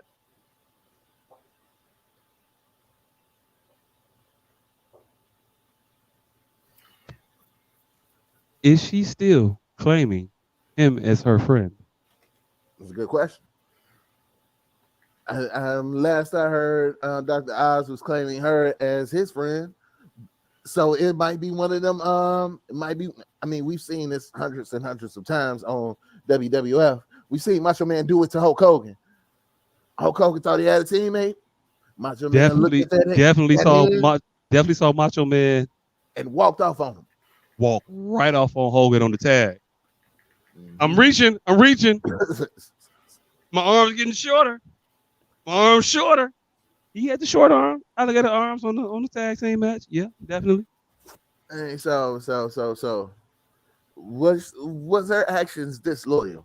If she, all right, let's say she did say, all right, this is my friend. Are her actions disloyal? Can you be disloyal to a traitor? How is he a traitor? She was fully entrenched in the Obama camp. Oz fully entrenched himself in a motherfucker that was wholeheartedly built his entire political career off the destruction of one man's integrity. Let's just be honest. That's what Donald Trump did. He got his shit off by just saying a bunch of batshit crazy things about Barack Obama. He wasn't born in America. He's a Muslim. He's not. What? No, motherfucker. See, but he's that an wasn't American against you born in directly, Hawaii. though. What are you talking about? What? But that wasn't against you directly, though. That was just against one of your friends. Like, my friend don't like your friend. That don't mean that I can't fuck with you. My friend don't like your friend. But it's the thing. That wasn't even your friend yet. And now he's talking all this shit against my friend that I'm fully supporting. This motherfucker been on the show. I done did interviews with his daughters and shit. I done told you about his dog. You know how I feel about this motherfucker. So anybody talking shit about him is going to be a certain way. It's going to be a certain skew, certain feel towards that individual. If you align yourself with that motherfucker who says such stupid shit, like, it's one thing to not give a fuck about what the fuck Trump said. It's a whole other thing to be like, that's my man, I'm riding with him. See, but again, that's not you, though. It's your friend. Like, yo, I don't like your homie. You know, I think your homie talk too much. This dude right here thinks your homie talk too much. All right, we both agree. Hey, look. But that don't mean that I don't fuck with you. I just don't fuck with your peoples. Hey, look. But for you to come out actively dissing me because I don't like your peoples? Get a shitty enough friend and see how I act. I ain't even gonna hold you. Get a motherfucker. Align yourself with some motherfuckers that was just hey, look, put it like this. if you knew motherfuckers back in the day was knocking my head in high school, every day, all day, and ain't shit changed about that from then, other than we just not in high school no more. And now all of a sudden, that's them your people. Now them your people. They weren't your people before, but now they're your people. You don't think I'm gonna feel a way about that? See, but again, it's not about you. It's about one of your friends. If my friends don't like your friends, I don't like your fuck ass friend. Oh, okay. I get what you're saying. I get what you're saying. There's a little bit of a difference there. I can understand that. I get that. That makes sense. And so if he just because I don't like your friend, you come out like, yeah, fuck this nigga. That makes sense. That makes sense. But she could also not like the policy. Do you have to support your friend if their policy is fucked up? Or if they're trying to get a job that they are absolutely not qualified for, and you know they're not, they're gonna do harm to some people, possibly. Hey, look, I will shit on Oprah with you whenever. I will. But right now, I don't. I'm a little constipated. Oprah was much more pleasant when she was handing out the snacks and shit. Like Dippin' Dots Oprah. She was happy. Cronut Oprah. When she was no, she wasn't fat. Oprah used to discover all the new hot. Like she would premiere some shit and then it would take off. Like stupid shit, like the Dippin' Dots. Dippin' Dots. Oprah is the reason Dippin' Dots took off. That you really keep saying that. Like I really want to like look up Dippin' Dots now and like did Oprah really like break Dippin' Dots? Like, she broke Dippin' Dots, nigga, and then like the next fucking year, the motherfuckers was in the theaters across the world. Goddamn it. She broke Dippin' Dots. She broke the Cronut, nigga. Nobody knew what the fuck a Cronut was. Who broke Blue Blow Pops? Crack. I have no idea. Hey, because when them motherfuckers hit and them motherfuckers took over. You don't remember when Blue Blow Pops took over? I remember, nigga. I was there. I was out there in the streets. None of them shits you got in your hand right now. Them motherfuckers existed all the way through. You used to get them motherfuckers at doctor's offices and shit. Them ain't it. Nigga. Blow Pops. It was cherry, strawberry. You had a great green one and shit. With the gum in the middle. When that blue motherfucker hit the street. Nah, nigga, those are Tootsie Roll Pops. Those ain't the ones with the gum in the middle. We talking about them. They got the owl in the commercial from the 70s. Hey, look.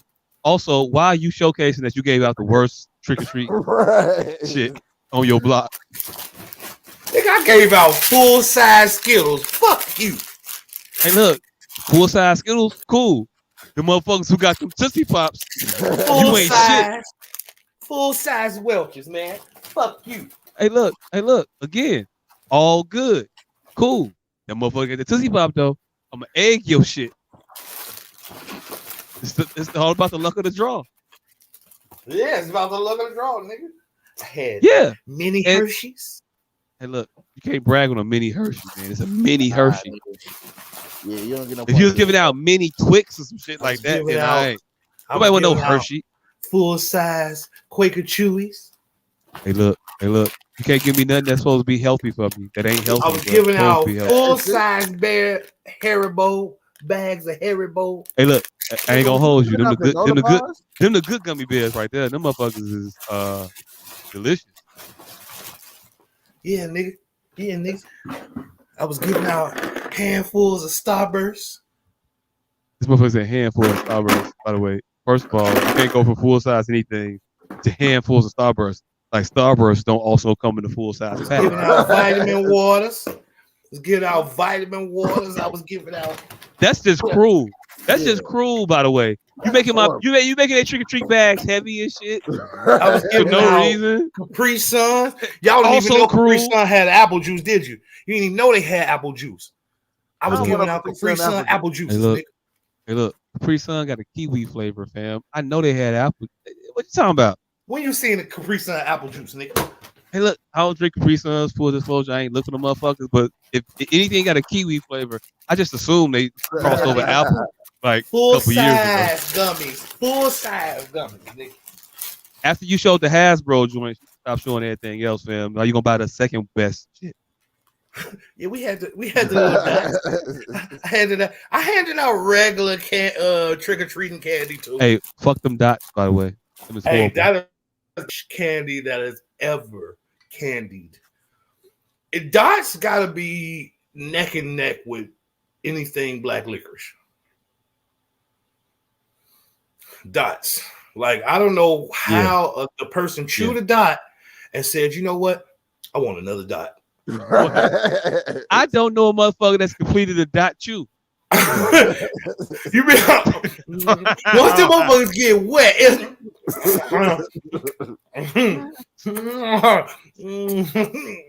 that shit harder than tough steak. It's stuck everywhere. It's stuck all your teeth. Boy, you have to grease your teeth before you eat a dot. You go fuck around. You ever got a cramp in your tongue? You gonna pick out some dots? Yeah, but it wasn't from eating a dot though.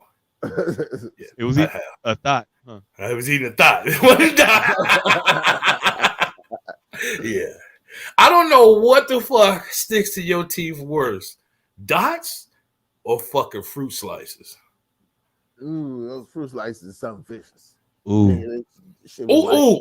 Swedish fish. Cheap Swedish fish. No, the cheap ones. Not the real ones don't stick to your teeth.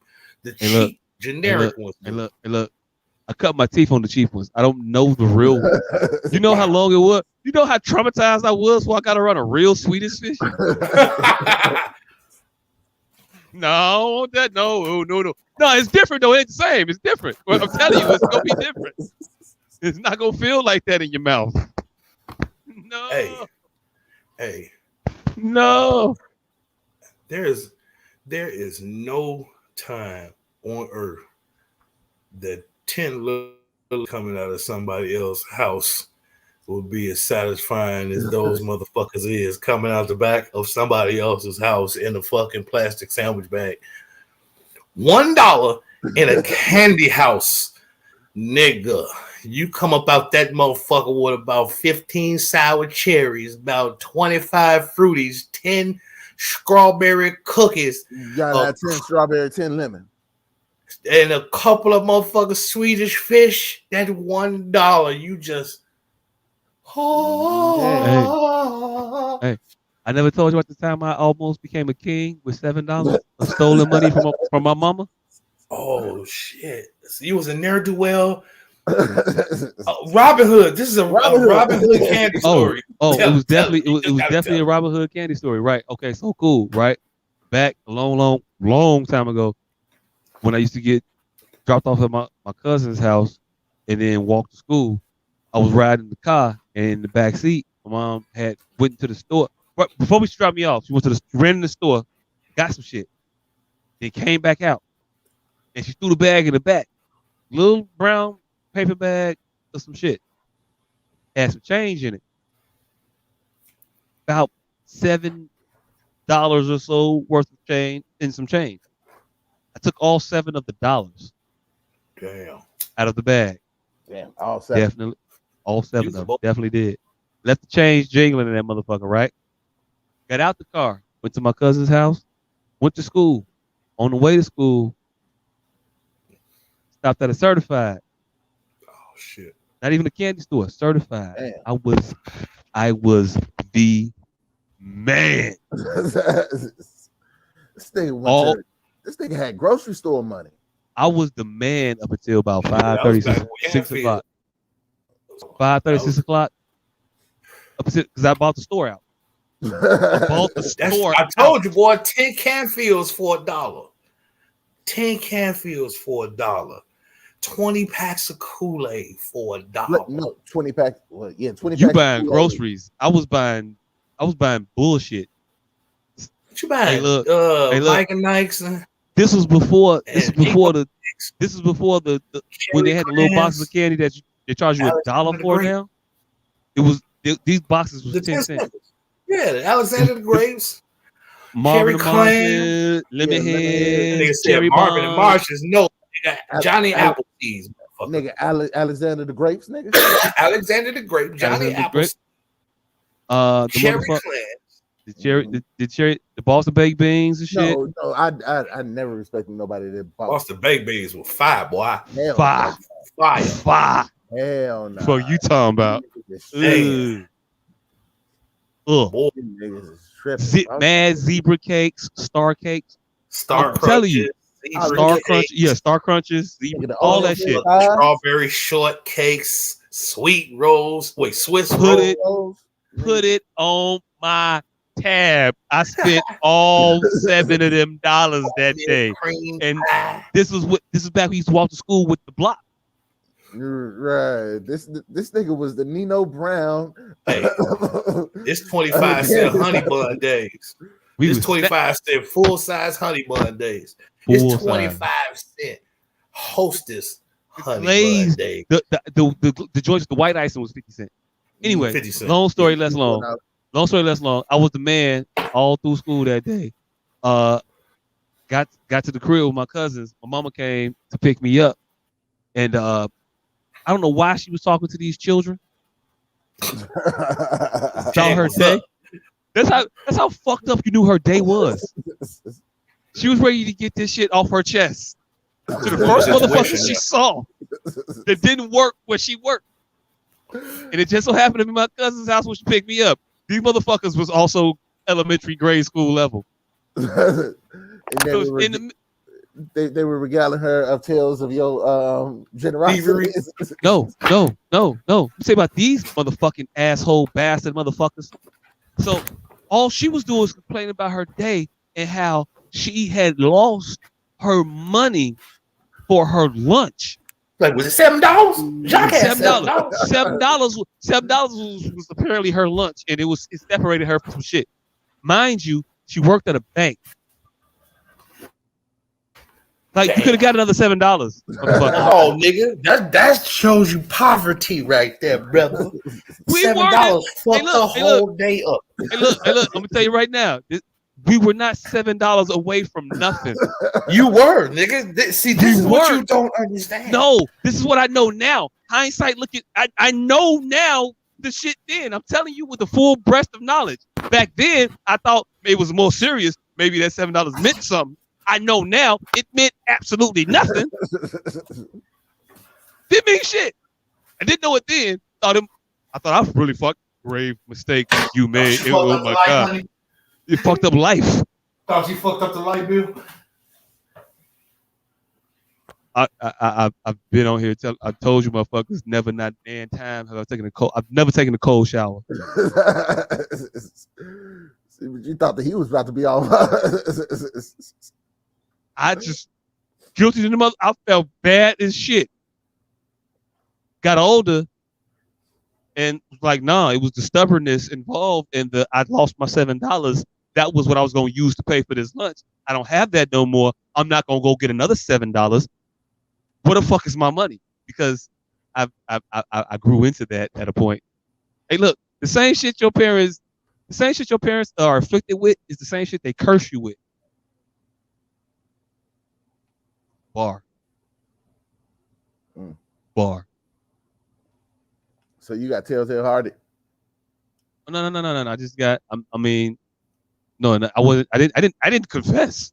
Okay. I didn't feel bad. I mean, it was fucked up, but I didn't feel that bad. It was like, oh well. I mean, shit. You eat dinner tonight. Suck it up. Hey, that nigga it was those motherfucking snitch made ass crack ass motherfuckers that was older than me that I was gonna stand solid. It didn't. Under no pressure. She was just venting. She had nothing. The nigga didn't get telltale. Until these motherfuckers was like, he didn't get telltale. He got Hark the Raven. Right. The motherfucker said, Jacques was at the store. Jacques was at the store buying everybody's stuff this morning. Never more. Never more. Never more. Let me tell you how fickle equity is in the black community. I was the man go walk into school, right? But the moment these motherfuckers saw me running down a block from my mama, never more. Same day. Never more. This nigga got Hark the Raven, never more. All those cool points, all that feeling that I had of being the Fonz. Because I was a kid with no cable. I watched Happy Days like a motherfucker. I was the Fonz. I had it, and then it was taken from me by my mom, whooping my ass back up the block. I ran away. I got away. I was gone, and she was quicker than I thought. I ran out the room, out the house, up the block. That's how afraid I was of what was going to happen. And $7. Motherfucker didn't try. I did not want to $7 ass. Hey, look, it wasn't at that point. It was not about $7. It was about her missing lunch and being upset at work, and then some other shit happened. Again, she was venting to some motherfuckers who weren't even teenagers yet. So that lets you. I'm telling you, the day was fucked for her. She was never been that fast. It was nothing indicative about her that was impressed upon me that she was quick. The only thing that is missing from this story is frozen chicken that you forgot to take out. Oh, nigga, if she came home and that goddamn meat was still froze. Hey. You wouldn't be here right now, I think. Hell nah. $7. You ran $7. Wait, you stole. She missed lunch. Barbara from HR was fucking with her. And you wouldn't have took out the chicken? Oh, and you ran. Only thing saved me was my youth, because I could not have been charged with taking out chicken when you can't be at the house by yourself. Hey. If you're the babysitter, you can't be responsible for throwing out shit. Many packs of chicken. I wasn't supposed to be at the house by myself that I had to take out and throw out, nigga. But many packs of chicken. I feel you. I wasn't at my house. I was at my uncle's house with my cousins. But she called my ass, with my ass with the block. I got ridiculed about that up until like the next bullshit thing happens to the next motherfucker, because there was always some shit happening from a parent. That was back when parents was parenting motherfuckers, and things would happen at school. Like I think his motherfucker's name was Demetrius. I want to say, but it might not have been Demetrius. But he definitely brought. It wasn't a Playboy. What was the other one? Not Playboy. Hustler. Nah, that wasn't a Hustler. Penthouse. He brought a penthouse. First grade, he brought a penthouse to school. A little nasty nigga was. I didn't even have to blink and think, nigga.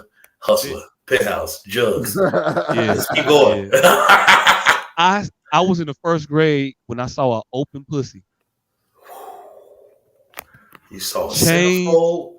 Hey, look, it was only about 4 of us. I don't remember all of us that were in it, but it was Tommy.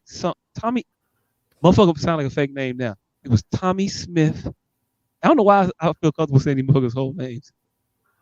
And it was Marcus Floyd.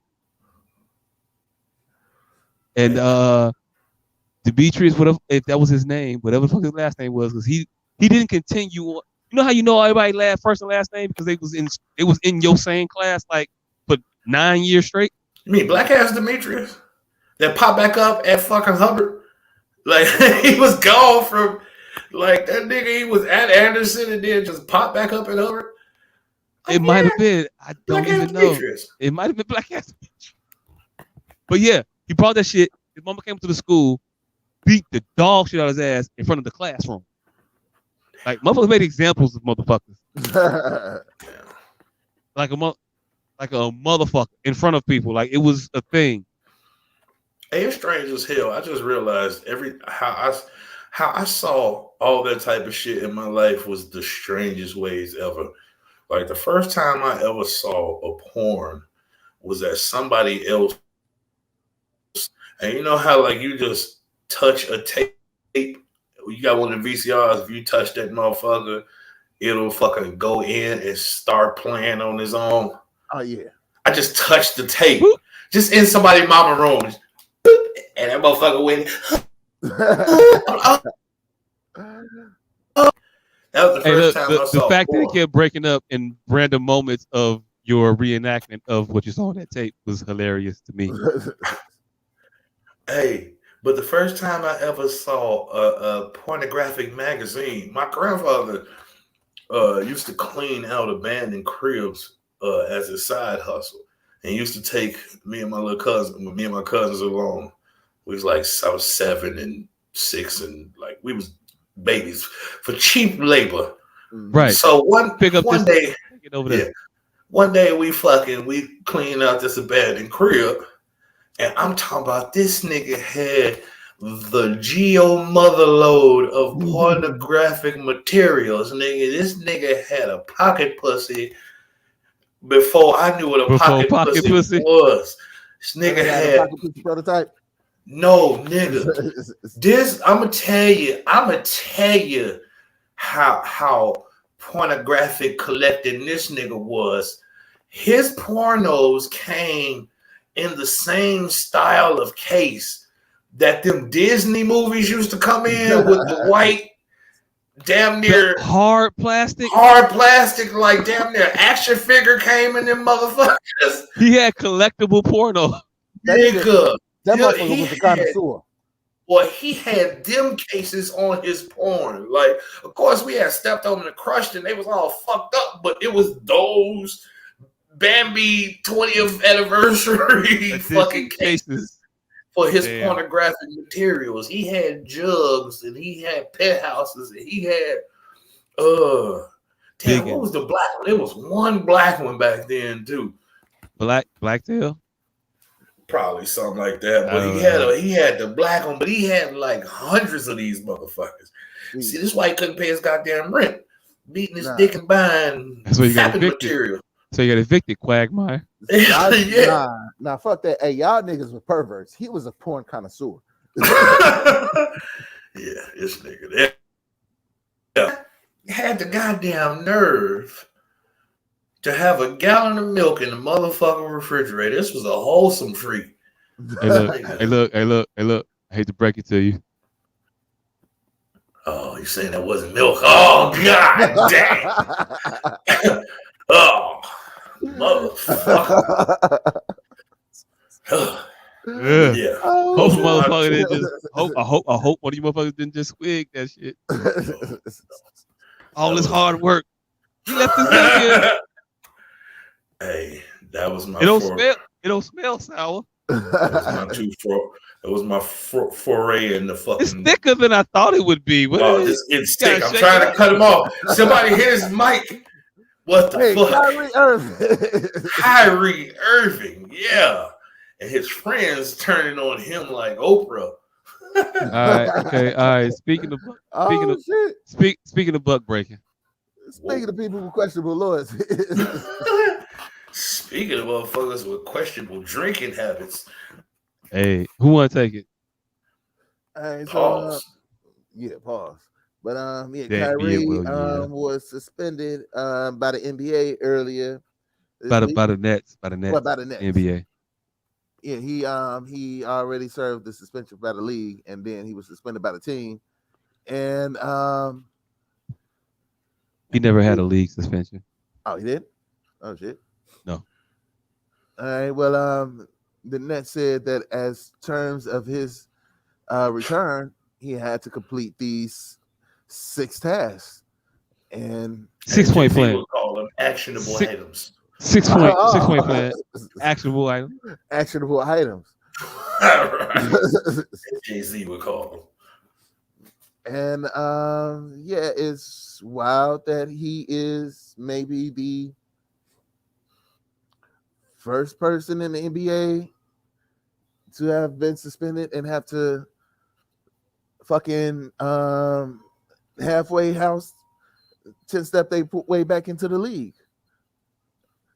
And these 6 tasks are to apologize and condemn the film he promoted, to make a $500,000 donation, complete sensitivity training, complete anti-Semitism training, because apparently that's a whole different other set, and then meet with ADL about some other shit. And I can't read the sixth one. Okay, so it's Meet with apologize owner. and condemn the film he promoted. Mm-hmm. Make a $500,000 donation to anti-hate causes. Complete sensitivity training. Complete anti-Semitism training. Meet with the ADL and Jewish leaders, and then meet with the team owner, Joe Tsai, to demonstrate an understanding of the situation. So he has to apologize. He got to pay. He got to go to school. Then he got to go. He got to take. Then he got to take. Then he got to take an aptitude test. And then he has to take. Then he has to take a final graduation exam. Then he got to go in front of the parole board. What if the ADL don't like his seating? Do he still got to go meet with Joe Isis? Hey, look, my thing is this. He meets with the ADL, and then he meets with the Joe Tsai. If Joe Tsai don't deem him worthy, did the ADL lesson fail? Right. Did they fuck up in sensitizing him in the training? Like, Right. he got all this shit. If I've done all of these things and I got to you, and I still don't like you, motherfuckers. Did they fuck up? It's just a formality at this point. Ain't you supposed to just pin me and put me back out on the bench? Like, I'm here with the fucking, like, I thought when I got to you, right? I know I'm gonna have my motherfucking diploma case. I thought you were supposed to slide a diploma in this motherfucker though. I thought I got a whole nother class. I thought I was just coming to graduate. This is the whole exam. I gotta tell you what all of the red and white stripes mean on the flag now. The fuck? Say, nigga, I got an exit exam? Oh, hell no. If I pass all these other classes, then at this point, yeah. So, if you don't know, Kyrie Irving, he shared a documentary. Hebrews to Negroes. A couple weeks ago. I think we covered that. That nigga didn't even share a documentary. He shared the link. Right. He shared the link to the video on Amazon. Hey, look. That could lead to a semantical argument. I don't even want to have it. He did that. Right? And then they said, we ain't like that. And he said, well, so? And they said, well, you got to go. He didn't say much after that other than, my bad, I apologize if you offended. And they said, well, actually, he said, my bad if you offended. That wasn't my intention. I like everybody. And they said, that's not an apology. And then they put out the 6-point plan. And then he said, all right, I'm sorry. You wanted 2 R's and a Y? Okay. All right. So 2 R's and a Y. I think it's 2 R's and a Y. Is it just an R and a Y? You know I can't spell. How you spell sorry?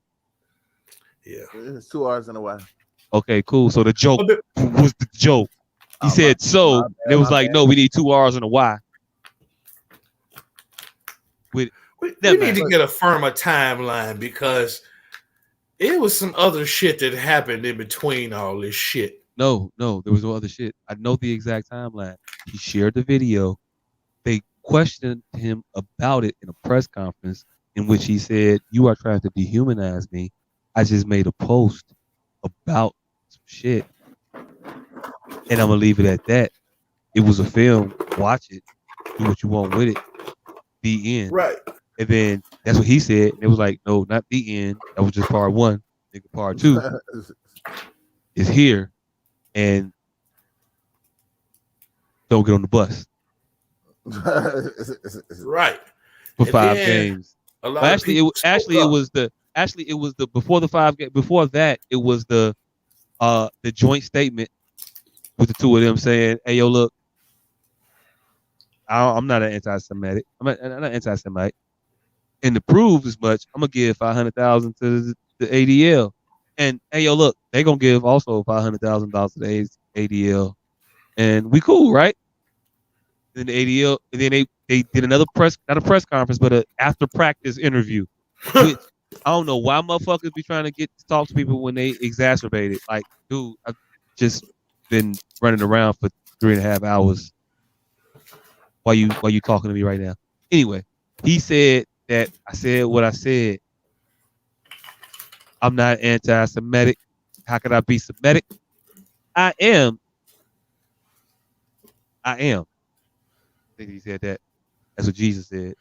Jesus was saying that he was a Jew. So Kyrie said, I am that I am. And they lost their shit. And then that's when they came out with the fuck that. Okay. 6-point plan. All of that. And now here we are with all the shit. But in the interim of all that, there was a lot of pundits. There was the pundits. There was the pundits jumping in with their motherfucking opinion. Right. So did you see Nick Cannon meet with some rabbi? I did. That's a clip. Did you? But before before we get to those clips, don't play them yet. But yeah, I was gonna get to that. But what I like to point out though, my perceived disdain that I don't would have been a. You got to repeat all that. You broke up through all of it. You good now? I see myself breaking up. All right, so yeah, the perceived disdain I saw on the Jewish man's face as Nick Cannon was trying to explain to him exactly Kyrie's plight, and it was clear that there wasn't supposed to be a back and forth there. It was clear from that's the it was clear from the guy's face that Nick was just supposed to be there under tutelage, and that should have been it. But once Nick tried to explain anything, the look on the guy's face just changed. He appeared to be short at that point. No, I don't even know what that means. I don't count what. And then just look at him from that point forth. He's like, nigga, I don't want to hear this from you. Yeah, nigga, we run this shit. We don't care about your place. You can just see it written on his face. And I don't think. You said what? I didn't come here to listen. Yeah, and I don't think we would have been given that same leeway. I don't think had the situation had been in reverse when there was some type of sensitivity training for us to sit there and look flabbergasted and appalled and annoyed at the mere explanation of why we're here. The shit is just mind-boggling. I don't think we get the same opportunities. You said what? I don't think the same opportunity presents itself. And I was just saying, playing devil's advocate, if it was. I get it, but when we're transgressed against, and we are transgressed against all every week, there's not a lot of legitimate rationale to be said behind it. I don't think. Now, if you want to claim that the Jewish people were transgressed upon, okay, I'm going to disagree with you there. Not even going to argue with you. It's not necessary. But upon the dissemination of information, like Nick was doing, when it's met with the disdain that is met with, your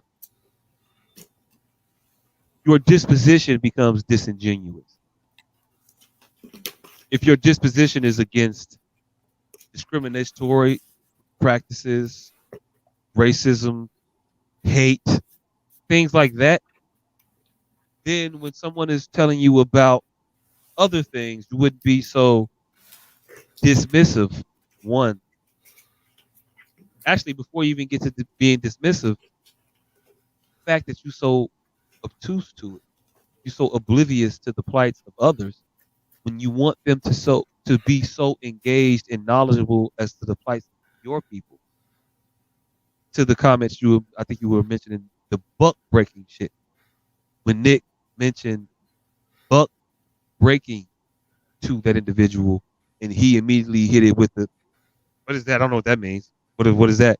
Yeah, he just looked like it just had nothing to do with this conversation. But I don't know that gentleman, but I'll make some assumptions. I believe he's an American-born citizen. I believe he's lived in this country his entire life. I believe he's been exposed to the notion of slavery and the circumstances surrounding it, i.e., Jim Crow, i.e., buck breaking. I wouldn't think that those would be such foreign concepts to someone who is so attuned to human rights violations and atrocities amongst people, atrocities inflicted upon people. I would think that you would know some of the more prominent ones that come from the country that you live in and are a citizen of. I got one even better, because there's always a realm of plausible deniability there. No, fuck that. No bullshit. No, fuck that. You can. You're not gonna be a scholar and not know this shit. You're not gonna be an intelligent person in this society and not know these things. Hold on. My bad that he went. Here. I got one for you. I got an alley-oop for you though, right? Since he's a scholar, but only of his own diaspora, and this is a problem with appropriation of language, right? Is that what this is essentially about? No, but okay. No, I'm making Semitic that you can't be Semitic, so therefore you can't have these viewpoints. Because that's how Kyrie and them you don't know the basic atrocities of slavery. But I'm not even going there. I'm talking about the most diabolical, fucked up thing the country of your origin has perpetrated amongst people. You don't know the most surface details about that. But you know all about some shit that happened in the whole other fucking country. Yes. So let's go with that. You know what happened in a whole other country, down to from your history, from your natural history, down to the Semitic tribe, the tribe of Shem, right? So you know the Holocaust all the way back to your slavery. And now you have a problem with African Americans identifying with the Semitic word, right? So you have onus over language that was meant for what you deem your people. Why don't y'all have a problem with the appropriation of the word ghetto? Ooh. They were definitely not describing black areas at first. Hey, look. Told you I'm always gonna hit you with a curveball thought that motherfuckers can't dance around. Like, fuck it, fuck slavery. Let's attack this laissez-faire language shit y'all want to play with. Y'all don't want all the language, right? So what? There's a certain connotation surrounded by the term ghetto. Yeah. So why can't we have that one? That was developed, and also, look, it wasn't exactly positive about ghettos. Derive a certain connotation of Holocaustic history. No, not just Holocaustic history, but as the way they determine, as the way they're described now, is a sort of self responsibility associated with the term ghetto. There's a sort of like you made your bed now lying. There's a certain onus. But onus implies that we want the word, or we want to take it, and where it means that where it comes from is not a pleasant place. You know what I'm saying? It's not something good. So to disavow yourself of that connectivity, I get it.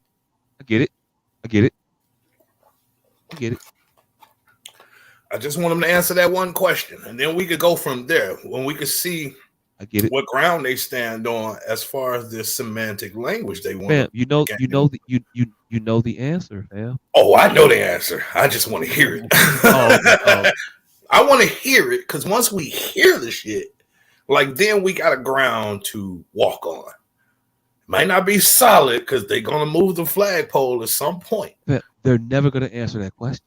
They're never gonna plant ground. Never. Do they ever plant ground? Do they ever? And I'm talking about the Jewish people, ever acknowledge the fact that people aren't speaking of Jewish people in totality. They're talking about Jewish people in control, and there are Jewish people in control.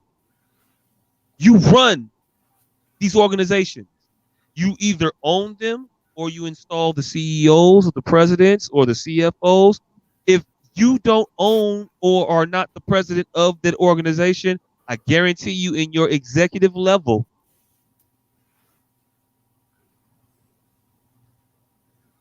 there is representation. I guarantee you, I can go out on the limb and say that the representation isn't of a bunch of black people in those offices.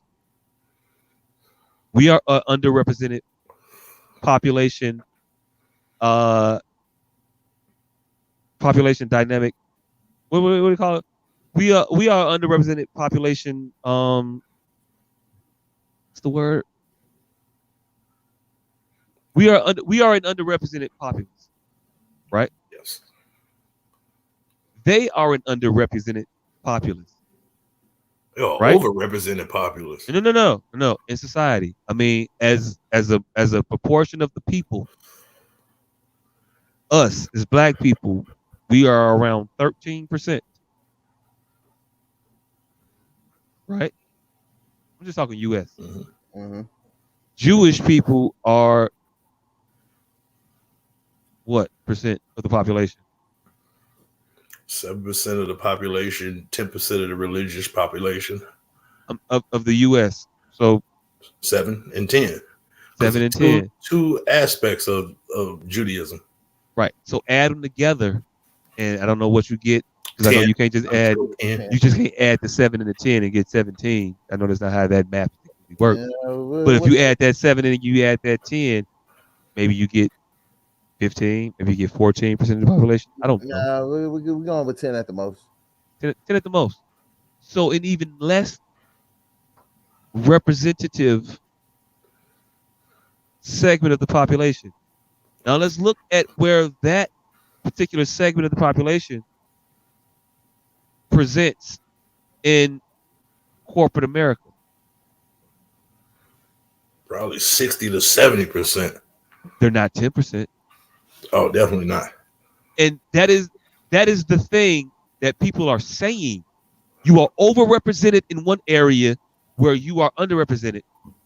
And it's just a question as to why. How? Because us as an underrepresented portion of the underrepresenting portion of the population, I can't say represented because that's just what we are. We're 13% of it. That's what we are. It's not our representation. It's just our number. Cool. With that being said, why are we not able to overrepresent in these upper echelon positions and places in society? Why are people of your ilk overrepresented there? And why is it a thing if I say it? It is a matter of fact. It is not a conspiracy theory. If you look it up, if you research these people, if you look at their bios, they always say some shit of Jewish descent, a father of Jewish descent, a mother of Jewish descent. Shit, they made sure to tell our motherfucking vice president was of Jewish faith. They make sure at every fucking turn during her campaigning that they mentioned she was of Jewish faith. or married into Jewish faith. Hey, black woman. Black woman. I'm just saying. That's how powerful that term is. I'm just saying. Just to act like, just to ignore the fact that is being stated is asinine to me. Just in it on his face. Makes no sense. But hey, look, go about it. Be oppressed. Act like you don't know what buck breaking is. Act like you need a Nick Cannon to explain it to you. Do those things. But rest assured, I am judging you if you want to claim to be a scholar and are being schooled by Nick Cannon. Hey. Nick Cannon can read. Nick Cannon can read, but Nick Cannon is not an educator. Nick Cannon is not an activist. Nick Cannon is a television host. Why is he the person you're leaning to or looking to toward for explanation of the Black experience of knowledge base? Why are we looking at the comedian? Not to denigrate Nick Cannon at all, but to say, why is he the individual that you want to look toward to have this conversation with? He's not having this conversation with, if it were another entertainer wanting to surround themselves with an entertainer to talk with somebody on their level, not a problem. I see the rationale in that. But to seek out conversations with people who are, for all intents and purposes, less educated than you on the subject matter, because this is your wheelhouse. This is what you do. This is not what he do. This is his hobby. His profession, comedy, rap, acting, telling random ass improvisational jokes. Man, he don't have a class. He don't have a class nowhere. He ain't wrote no books. He doesn't do those things. He ain't went to school. We don't know him for going to school for these things. He's not a scholar in that realm. Not a professor. So why him? Because you think it's easy and you think you'll be able to best this individual with information. But hey, look, got tricky for you. The comedian fucked you up with some hard questions. Haven't heard a good answer from him yet.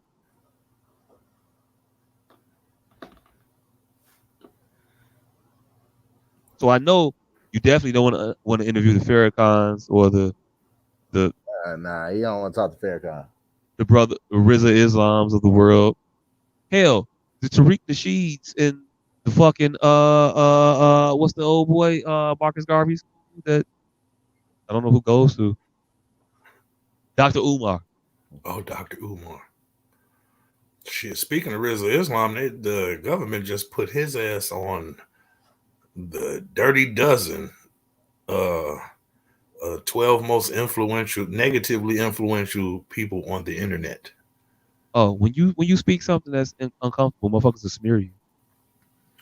One of the 12 most negatively influential people on the internet. The government just remanded him as that. And question about this Kyrie thing. So if I'm understanding it correctly, he was released without the lashings. Am I correct? He didn't have to go through with the 6-point plan, and he's been reinstated as of today. He's been reinstated, and you want to know why he's been reinstated? That's where I want to speculate at. Hey, look, no speculation needed. We have it. I got the clips. We can play it. We can play it. There's a very, very clear, distinct reason as to why Kyrie Irving was very recently unsuspended. He didn't play tonight, but he also wasn't suspended. But before you play the clips, what is your assertion of why?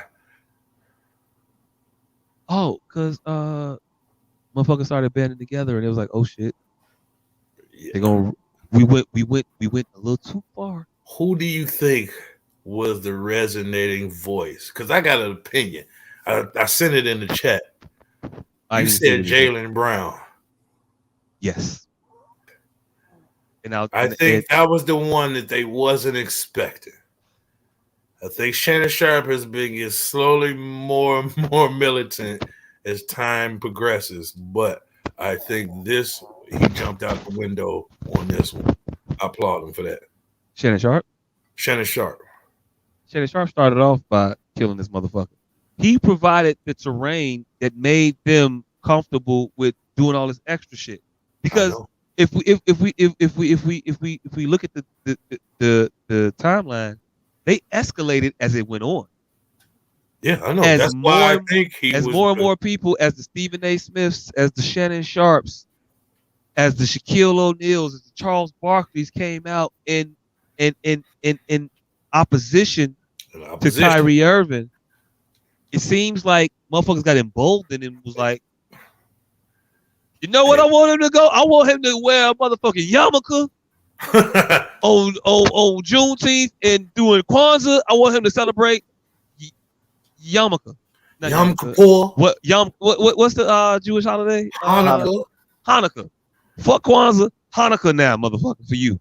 Like, it was ridiculous. And I only think it got ridiculous because they got emboldened by watching these other motherfuckers also participate in cheerfully joining in the lashing of this motherfucker. And I think Shannon Sharpe flipping sides was the turning of the tide. I think he was, for all intents and purposes, in that instance, Herschel Walker. And that motherfucker was like, oh, Herschel just flipped? Hold up. Before this shit get any deeper, if Shannon, for all intents and purposes, they use Shannon Sharpe as a fucking canary. To see how deep it can go. To see if it was gas and Shannon Sharpe died. Goddamn, oh shit. Let's get about this die. Let's get about this cold man. Let's get about this cold man. Oh, okay, all right. They killing that motherfucker. Okay, yeah, now we out. Yeah, Shannon Sharpe just passed out. Come on, let's go. Let's back up out here. Little too deep. Yeah, it's some noxious gas down there. They love him because he was drinking Hennessy on TV and he wore a stocking cap on his head, smoking Black and Miles in backwoods, even though nobody smokes backwoods. Who the fuck smoke? Nigga, did you smoke a? You know damn well Will smoked them. You know, God. It froze on God. Yeah, I saw it. Yeah. I ain't gonna make the King Hippo joke. But it was there. Okay, but it was there. Fuck you, nigga. I got shoulders. You see these shoulders? Hey, look. He had shoulders too. But hey, look. When Mac hit his ass in that X, I had shoulders. I couldn't do this in a while. Open, it just stayed there. This ain't look like this in like at least 15 years. Hey, look. Real quick sidebar. Shout out to you and your journey. We haven't acknowledged that on the show at all. Yeah, well, thank you, brother. But you are a slimmer version of yourself, sir. I have to pull. I don't necessarily. Look, I have to pull up my beard so you can see a nigga got a neck around. Got a neck.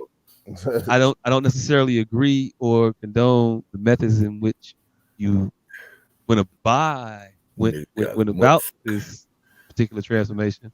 Nigga got a neck around this motherfucker. Hey, but progress is progress. Motherfucker got a neck. I ain't gonna hate. Wrist. Sleeves is loose and shit. Motherfucking head didn't get no slimmer though. See, that was my problem. I thought I was gonna at least be getting into a fitted head. I ain't look. But when it take a while to lose that cranium calories. Take a while to burn. I honestly don't think I have any cranium fat to lose. Maybe lower jaw, but I think this is all just head meat. I think it's just there.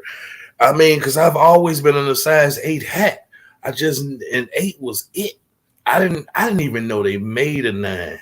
Like my size hats are like Shaq shoes. If I can get one that fit custom. No, you might be able to walk and get some off the rack, but it's a misprint. No, you can't walk and get another rack if you Shaq height. They put Shaq's shoe in front of the store.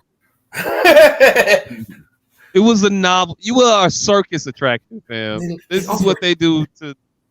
They offer child rides in his shoe in front of the store. That part. None of his shit at Burlington. Shit. So we got what video y'all want to go with first? LeBron, Nick Cannon, reinstatement, Jay Williams, Jaylen Brown.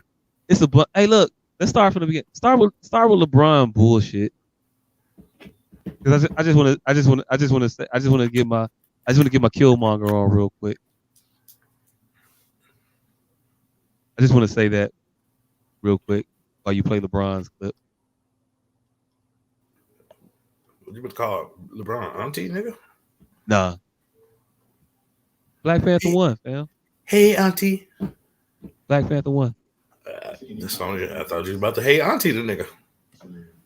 Other line. Black communities, Asian communities. You guys know where I stand. And it's part of the reason why I didn't air the shop episode, why we kicked that, out of the archives, because it was hate conversation going on there. And I don't represent that. There's no place in this world for it. Nobody can benefit from that. And I believe, what Kyrie did caused some harm to a lot of people. I don't condone any hate to any kind, to any. This is your king. This is your king.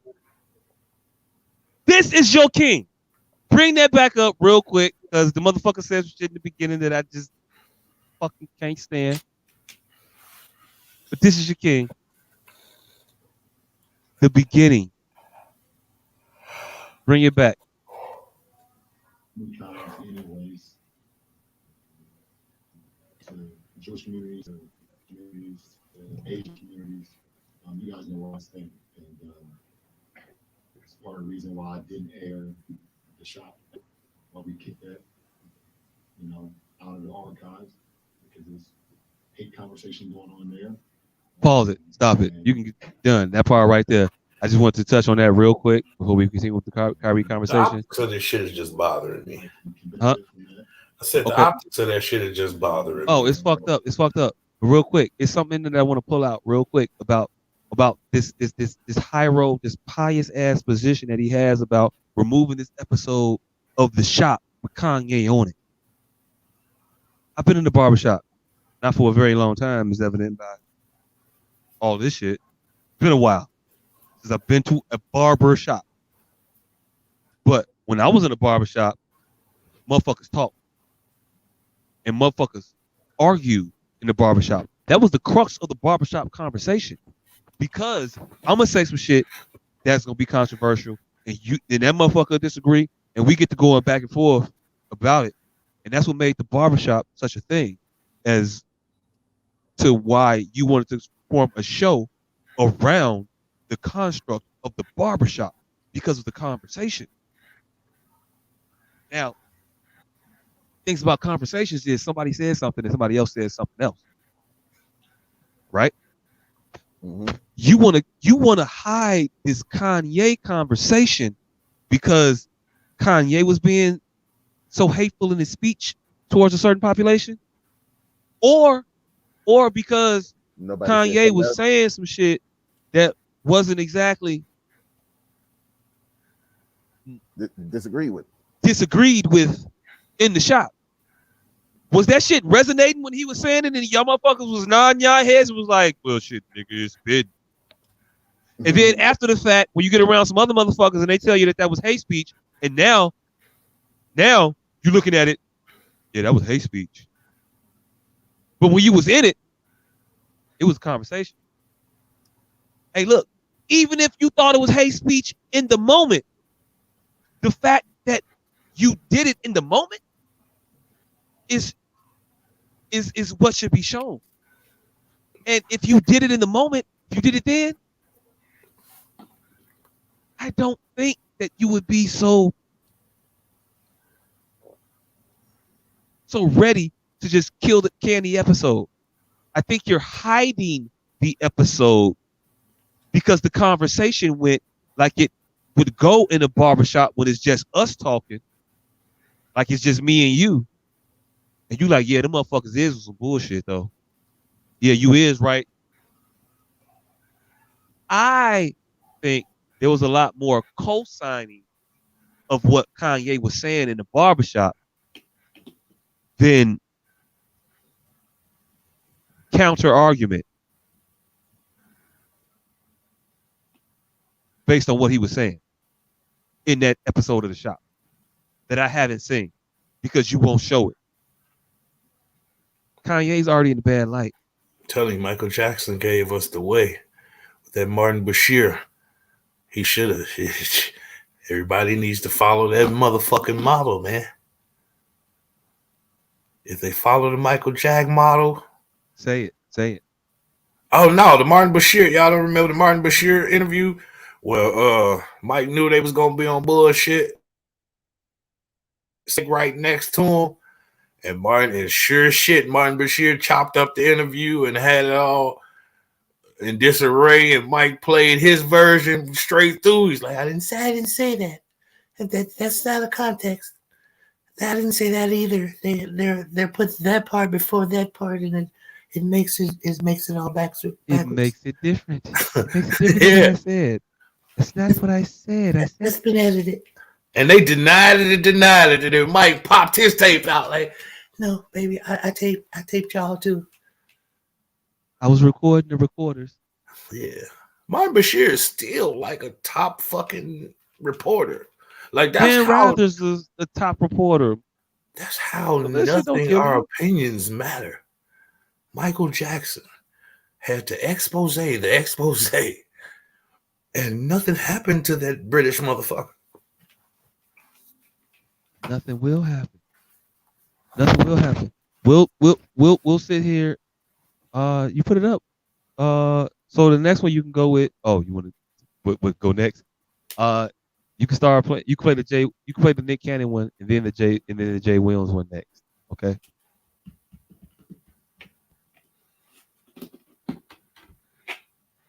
But yeah, everybody needs to follow the Mike Jack model. You never know when these motherfuckers is gonna motherfucker. It's the bug breaking one though, right here with Nick. I'm ready when you're ready though. You go ahead and play. But yeah, look at the look on this guy's face. I know Kyrie Irving is not anti-Semitic. When given the chance to say, are you anti-Semitic or not, he didn't say, no, I'm not anti-Semitic. At the press conference, tell us about that movie, why he did. He said, stop dehumanizing me. And the movie is saying white Jews invented the Holocaust and 6 million Jews didn't get killed. Okay, I know that isn't right. Right. There's a gigantic historical record. Jewish people know when you dehumanize us this way, we know what's around the corner. So in that same statement as those are the tropes that dehumanize Jewish people, the same buck breaking. What's that? I don't really know what that means, to be perfectly honest. The slave masters would bring the buck, the one that gets out of line. So all the other slaves would see lash after lash, show them the power to set an example. This is what you must do to fall in line. So when we see the 6 things that Kyrie must do to get his job back, I can wholeheartedly say I know Kyrie Irving is not.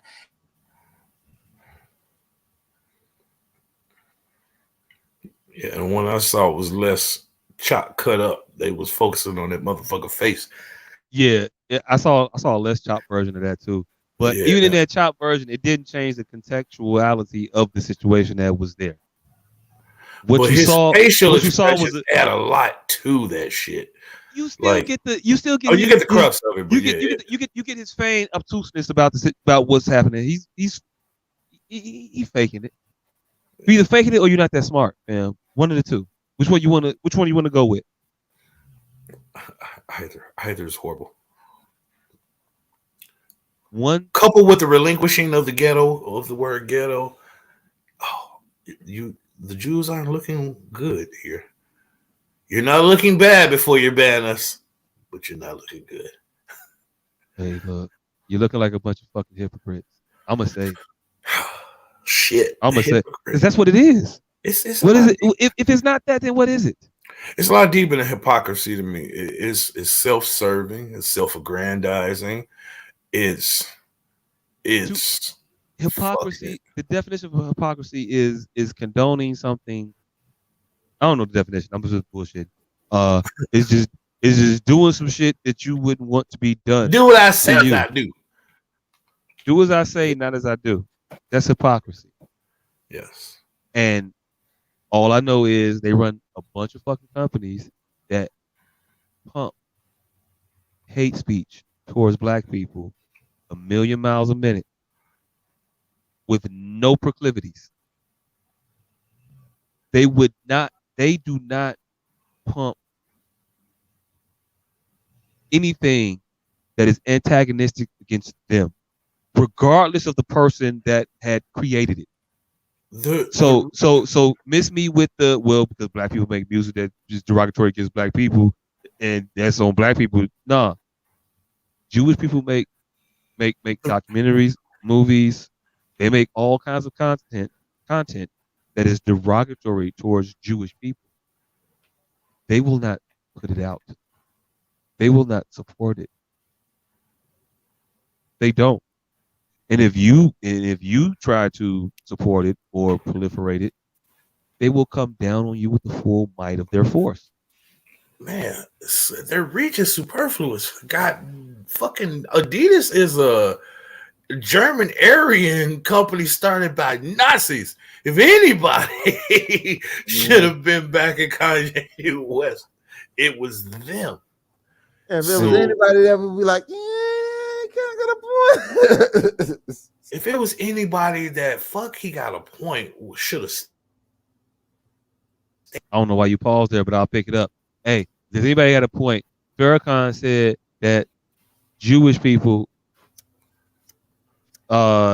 gave Adolf Hitler money personally in the midst of all of that shit. You know the shit I'm talking about. You ain't got to define it. Jewish people loaned him money during that. Honorary Aryans. So when motherfuckers want to say that, no, nigga, that ain't a joke. That's a real thing. Oh yeah, definitely is a real thing. But when you want to bring that up, get shouted down. They never say that it's untrue. They just tell you to stop saying it. It's shut up. Hey, they hit you with the Jewish version of why you always bringing the bullshit. Life is a funny thing, child. But if producer extraordinaire, if you got that next clip, you can play that one for us. I think I'm bringing back mutton chops. You're not bringing them back. You might get them, but you're not bringing them back. Right. Ain't nobody else gonna want them motherfuckers. I'm telling you. This the Jaylen Brown one. This is the Jaylen Brown one. I mean, you can play that one. You can play that one. We got the LeBron, we got the Nick Cannon. Go ahead and play the Jaylen Brown, and then play the Jay Wills after that. What was your reaction to seeing that to pass him over for their job, and then what are the emotions like, kind of with the back and forth of all that kind of hanging over you? I was happy to see me potentially get back on his feet. Obviously, the situation in Boston is unfortunate. But I think what the Brooklyn Nets have, they got a lot more going on right now with the Kyrie Irving situation, which is everyone is monitoring. So I think that's probably what hindered him from probably getting that spot. But shout out to Jake Vaughn or Jacques Vaughn. Shout out to him. Jake Vaughn. I think he'll be able to have some success there. Joe said before the game, once you guys feel really comfortable going to him, it's obviously an unusual situation. If you have questions or things you want to talk through with him, are there kind of other conversations that you guys feel important to have during this, and how's it going to have him as a gear for that? Yeah, Joe is super open. Even times when I don't want to talk to Joe, Joe's like, nah, you don't talk to me. So I appreciate that relationship from the head coach, and I'm looking forward to it. We all believe in Joe. I believe in Joe. So I'm excited about the journey. There's going to be challenges. We need 11 games in. We got a lot more to go, so we just got to keep grinding, taking care of the ball, playing the right way, playing some defense, and keep winning some games. Thanks. Are you offended that he didn't know the name Jacques Vaughn? I guess that nigga ain't here, so can't ask him that. But I don't even know who Jacques Vaughn is. He's one of the coaches in the NBA. All right, so Well, what are your takes on what Jaylen Brown said? And I couldn't hear him. I couldn't hear that shit at all. But from what I've read cursory, it seems like he's been resounding that message for quite some time now, and that he's backing Kyrie in his content. I mean, in his contextual examination of his background, because that's what Kyrie proposed that he did. He was just digging into his own lineage.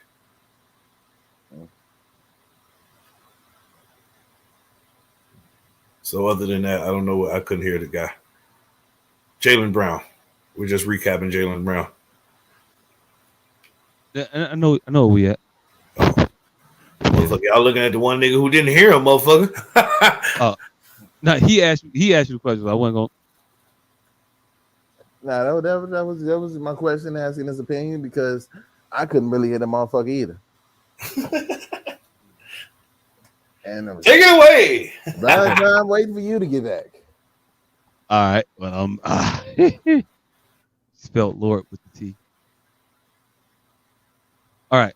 I'm not sure if that was. I'm not sure what clip played, but Jaylen Brown has come out over the recently last day or so, and as the vice president of the NBA Players Association Union, Players Union, he's the vice president of that. And as the vice president, he came out with some views that were questioning the validity of the reach of the Brooklyn Nets.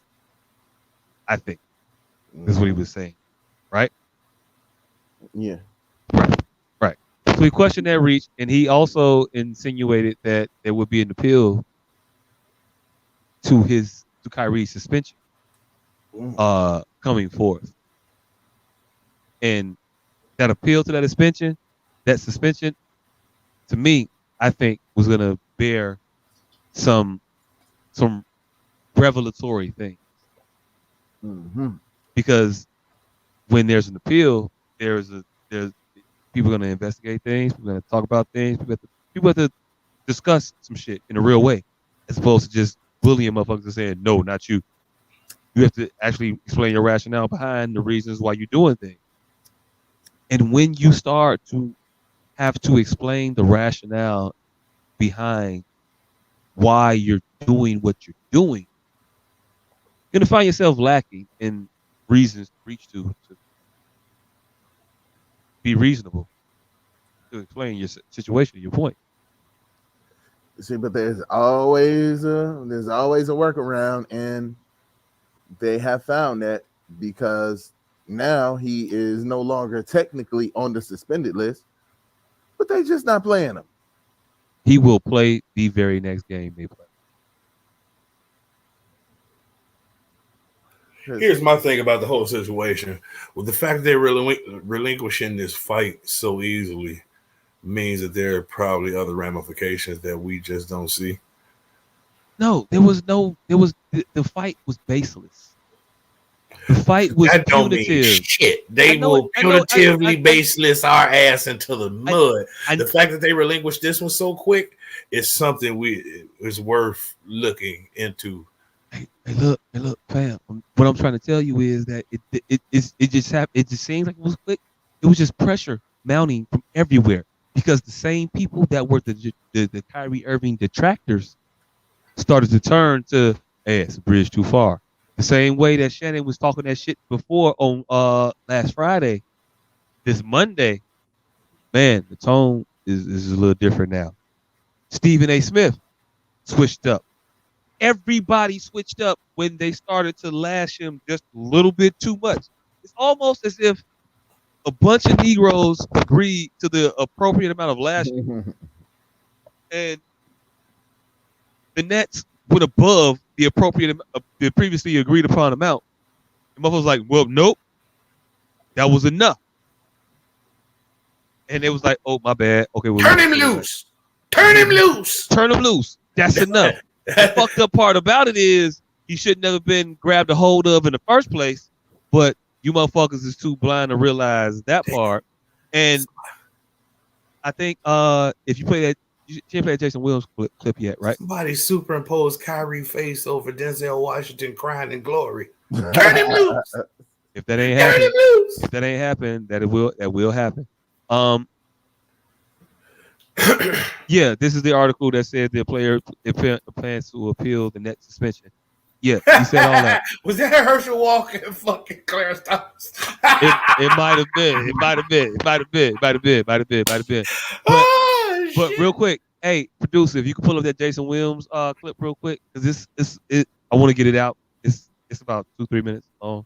But I think it's a very important clip that Jay Williams had. And shout out to Jay Williams. Hey look.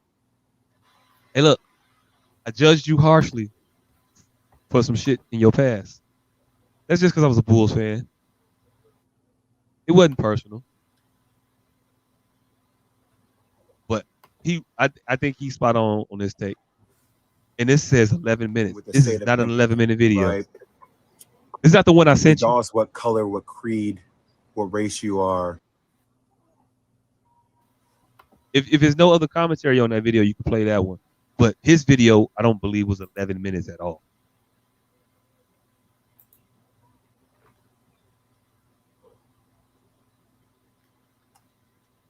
I could have sworn I sent it to you. I'm trying to see it now. I might have just sent it to myself.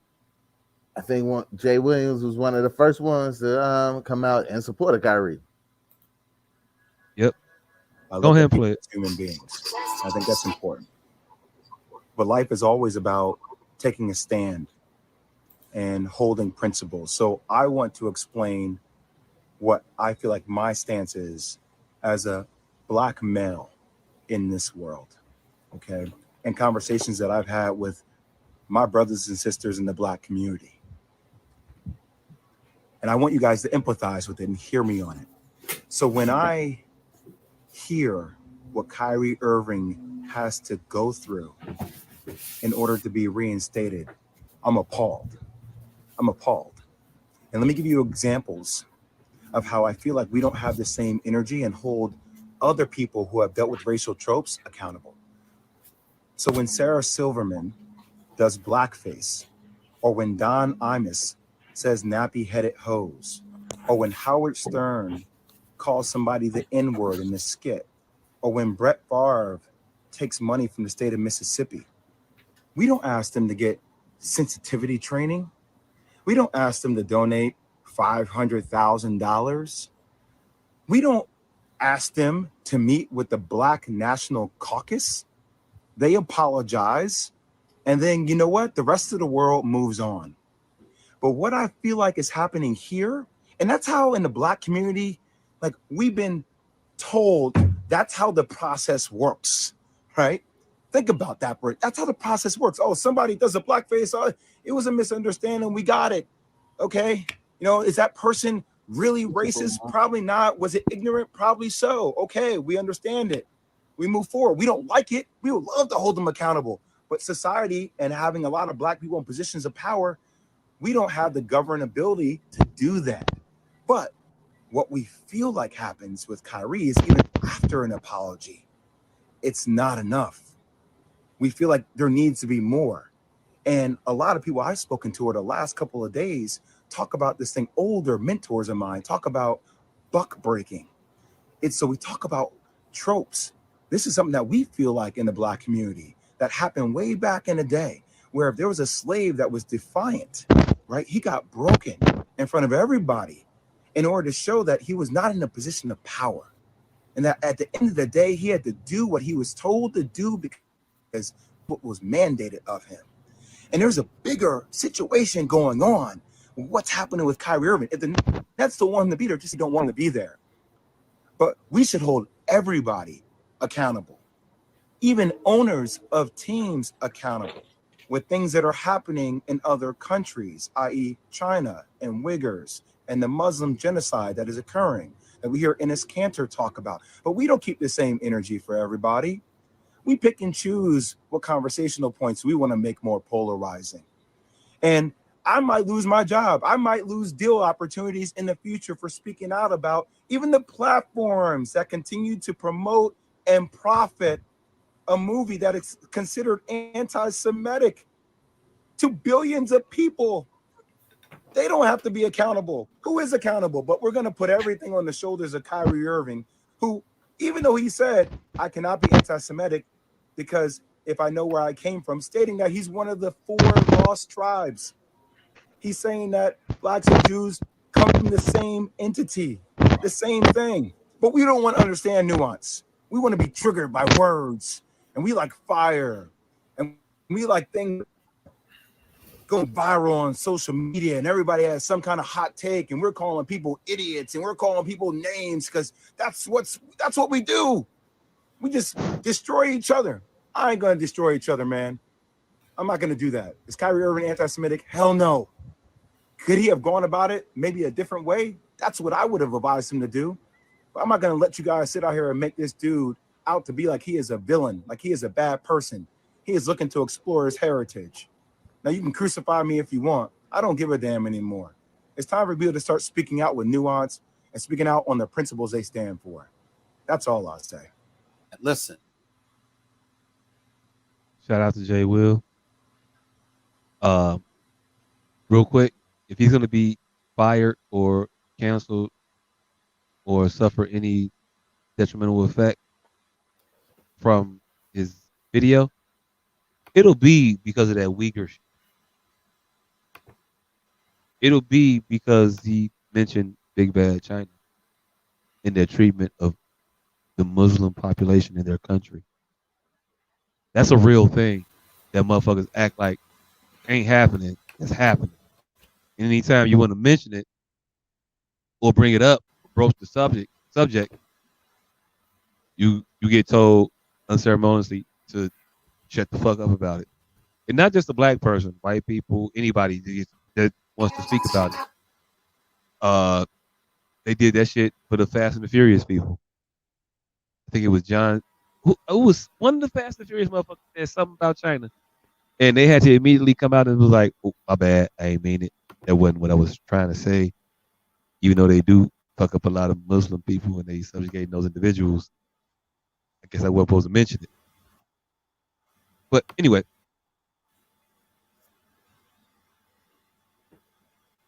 Jay Will, you are a scholar and a gentleman, sir. And I judge you less for losing to Andrew Schultz in the pickup basketball game now. Spot on comments. Every single point he hit, spot the fuck on. You want to say something? I said that nigga lost to Andrew Schultz in basketball. Yeah, he did. Wow. Yeah. It was like they played to like 10. He spotted them 8. Oh, all right. Still bad though, because he should have won and he didn't. It was like 9-8. Spotted them 8. And it might have been like 9-9. He spotted them 9. They played till 10. It might have been that. The motherfucker threw some lucky shit up. But the fact you let them up, it shouldn't have been. You should have just crushed that boy and been on with it. He got you with it. He got you with the hezzy. And now, white boy hezzy. And now this white boy got to be known as the hezzy.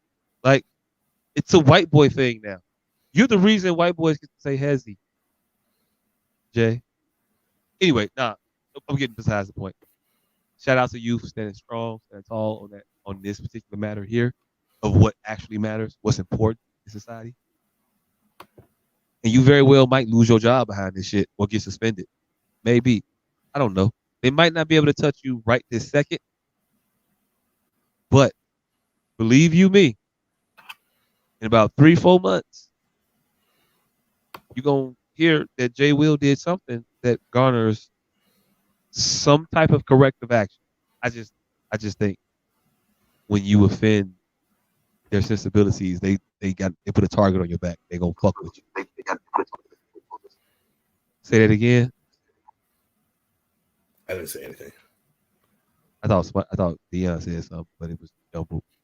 I don't know. Yeah, But they're gonna fuck with you. But he was 100% absolutely correct. And that is why Brooklyn dropped that banner. Once the NBA Players Union vice president comes out and threatens a lawsuit behind some shit that you know you don't have a leg to stand on,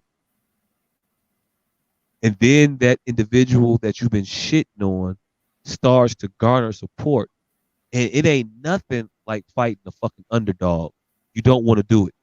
You don't want to fight an underdog that got support, got some support, that gets a groundswell of that somehow comes out looking partly sympathetic. Good old Rudy effect. That's a hard. You gotta quell that shit. You gotta get that the fuck up out of here. We don't want no martyrs. They don't want no martyrs. They want to make examples of individuals.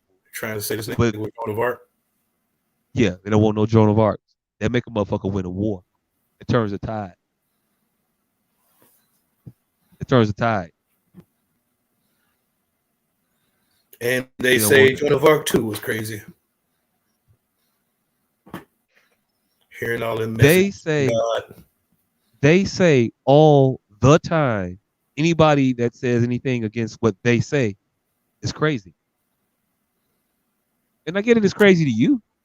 And it's always when a motherfucker have a different religious opinion than another motherfucker. The motherfucker's immediately a nut. What's the greatest form of control that human society has ever been able to accomplish? What's the greatest form of control? Propaganda. Religion. Religion? Religious control is the greatest form of control humans have ever invented. It's a structure wholly built up on arbitrary rules that you can never verify, that are perpetuated from a tiered source, singular in focus, with an agenda. We can't say it's not an agenda, can we? Oh, we can't say that. I'm just saying. I think it bears out to that eventuality that it's a system of control. It can have roots in truth, as most systems of control do, because it has to. I can't just outright bold-faced 100% lie to you. I have to give you some kernels of truth, some things that legitimize my position to go forth. Earth is flat, motherfucker. To make, huh? I'm sorry. To make this the most effective form of control. And then you'll indoctrinate yourself into it, and you'll begin to be the controls that I need. I think this leads into this lends into what you were saying earlier about religion. Does it not? What was I saying earlier about religion? About how they put motherfuckers in there to control shit. Oh, that was more about slavery than religion. Oh, okay. But all right. Yeah, they were just motherfuckers. They use religion to quell slave rebellions, but by necessarily religion, the religion, because it hadn't taken a stronghold over the African traditions at that point. So it was more about making a central figure sexually pleasing to the group. And they use religion to do that.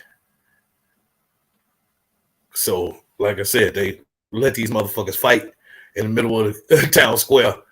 When they would bring the slaves over, they would let them just manage themselves until they figured out the hierarchy. And then they would pick from them the religious dictator. But that was more about fucking people's wives. They use religion to control the people with Jesus. Hey, look, it's still about fucking people's wives. Freaky Puritans. Is it not? Freaky Puritans. If any system you have that is built upon removing the men from that society, that group, is based in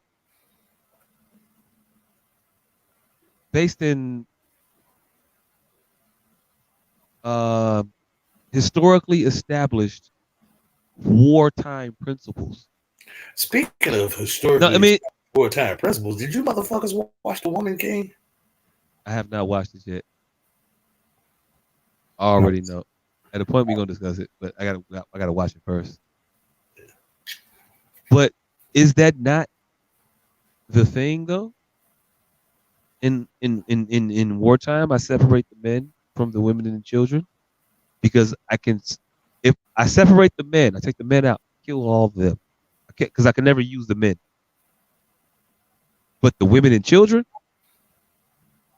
I can bed the women. I can rear the children to be my soldiers. The fuck? What? You just flip sides, nigga. I know. Hey, my phone signal paused for a second, and then it when it readjusted, it flipped my side. It did it. I didn't do it. But I don't know if I got cut off. But did you hear what I was saying? Yeah, I heard you. Okay. Does that make sense? Am I just drawing that straws here? It makes perfect sense. Like I said, I just hate to be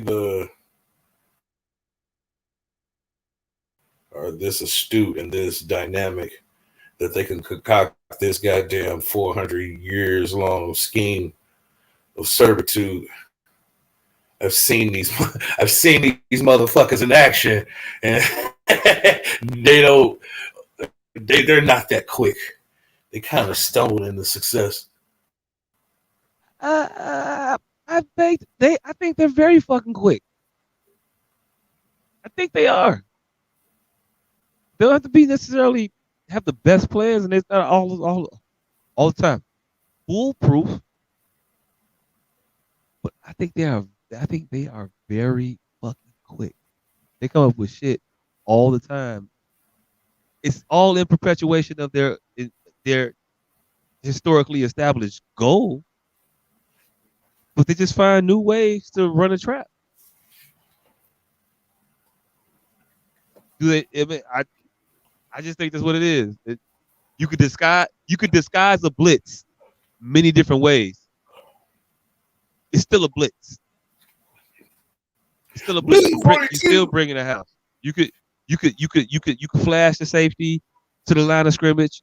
You could bounce them back, but if that motherfucker ends up blitzing, if he ends up crossing the line of scrimmage, say no matter how you slice it, you're doing what you're trying to do. You're just trying to disguise it and be slick about it. But the plan don't change. It's the same shit. We just got to be able to recognize that shit and be disciplined enough to know when the play is being ran, not to fall for the flashing shit. When you see the nigga line up in the goal line formation, you should know it's either blitz or technology. See a motherfucker line up in goal line formation, you should know that they're not trying to get 20 yards. They're just trying to move it an inch, fam. And sometimes that inch is good enough. Gets us a first down. You think that incremental move they made is insignificant. No, it's very significant. It allows them the positioning. Goal line defense, and the motherfuckers can feign a blitz. Right. I'm talking about I'm talking about. Well, hey, look, I'm making metaphors and all. I've been drinking for 3 hours and 36 minutes. Goal line defense And So if some of the metaphors get a little cloudy, bits or technology, that could be a cover 10, brother. They could send everybody off the line. But then if it's a run, you ain't got nobody at the line of scrimmage. Hey, look, just know that you are being played against. Where the fuck is the pun guy at? Oh, I don't even know. That nigga fell off the map. Yeah, it's definitely almost 1 a.m. Right, that's what made me think about the pun nigga. Where the fuck the pun nigga go? It's definitely tomorrow. Hell yeah. I gotta drop I wrote a pun. Was that today? Just you got an original pun? Oh Just shit, he ain't even on here no more. He off. That's what I just said, nigga. What happened to the pun, nigga? Hey, look, I know he had cut his camera off a second ago. I thought he used to do some shit. I didn't know he was off of the whole broadcast. Totally. Producer, why you saying yeah? Because it's almost 1 a.m. You saying that's because he should have been able to sign off? Yes, that's why he's signing off, because it's late. Y'all usually sign off around 12. When around 12 you say, "Oh, it's the next day," then y'all sign off. But we normally start around like 8:30. Well, still, people got shit to do. People got shit to do. I know, but okay, people got shit to do. Got out of here. He just ain't nothing. Right. I don't think that's what he He did. didn't know that he wasn't gonna be back. That part. But again, yeah, we know we got shit to do, but we know we got a show to do. And if we start the show an hour and a half late, Show don't have to be 3 hours and 38 minutes. Yeah, motherfucker, it ain't gotta be 3 hours and 38 minutes. It don't gotta be. He was here for a large duration of the show. Hey, look, I thought that's why we had a producer to move us along the topics when we get long-winded. We get lost in the weeds. Look at the notes. Look at the notes. I was moving y'all along. Y'all just still talk to me. Hey, look, the way you chimed in just now to move us along. Now we You have that authority the entire time. The pun. Follow the S.O.S podcast on Facebook, Twitter, Instagram, and YouTube. Let's sign out. I don't have a pun though. By the way, I got a pun. Don't worry, I got a pun lined up. All right. So I'll do the first part. I'll do the first part. You do the second part. There you go. All right. So we finna get up out of here, but 8 right, 7 left. We got PPE. We got PPE on sale right now. Got emotional support jars. Emotional support jars. Yeah. Tranquility pit bulls. Tranquility pups. Tranquility pups. Equipment. They all Dalmatians and pit bulls, but hey, look, those dogs get a bad rap. We 2 days away from November 12th. Saturday at the Regal. That Saturday at the Regal on 111. It's the Regal on 111th, named Morgan Park Academy. It's the Regal. Where you will be able to come and check out Family Flaws, featuring yours truly out here playing your local neighborhood lawyer / some other stuff in the play. But you gotta come to the play to find out. It's funny as fuck. It got a little message to it, you know. It's some laughs, it's a message, make you think. He's playing Chicago Big Red. We call him Small Brown. Pause.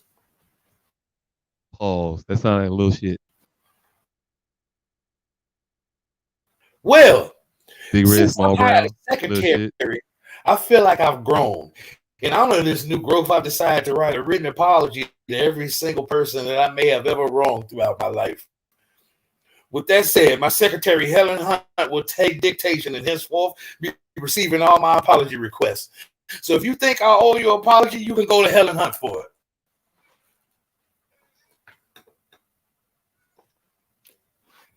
It was a little long. It was a little wordy on the pun. It was but hey, yo, look, my new secretary, Helen Hunt. You got a problem with me? You can go to Helen Hunt for it. If you think I owe you an apology, you can go to Helen Hunt for it. That was decent. Fuck with that one. Yeah. Hey, look. I'm using that from now on. Yeah. Now you go to Helen Hunt. You go to Helen Hunt. That apology. Fuck. Oh, you think I owe you? Okay. Take it up with my secretary, Helen Hunt. Now, if I owe you, you go to Helen Hunt. For it. Until I got a secretary named Helen Hunt. Think I owe you an apology. You can go to Helen Hunt for it. That part. Yeah, but hey, thank y'all for tuning in. We appreciate y'all. We here every week. Most weeks, like damn near all of them. I think we missed like we probably missed like maybe 3 weeks total the entire time we've been doing this show. Of 4 years. I missed probably 10 weeks. I mean, hey look, I wasn't judging you as an individual, I was judging us as a totality. As a totality.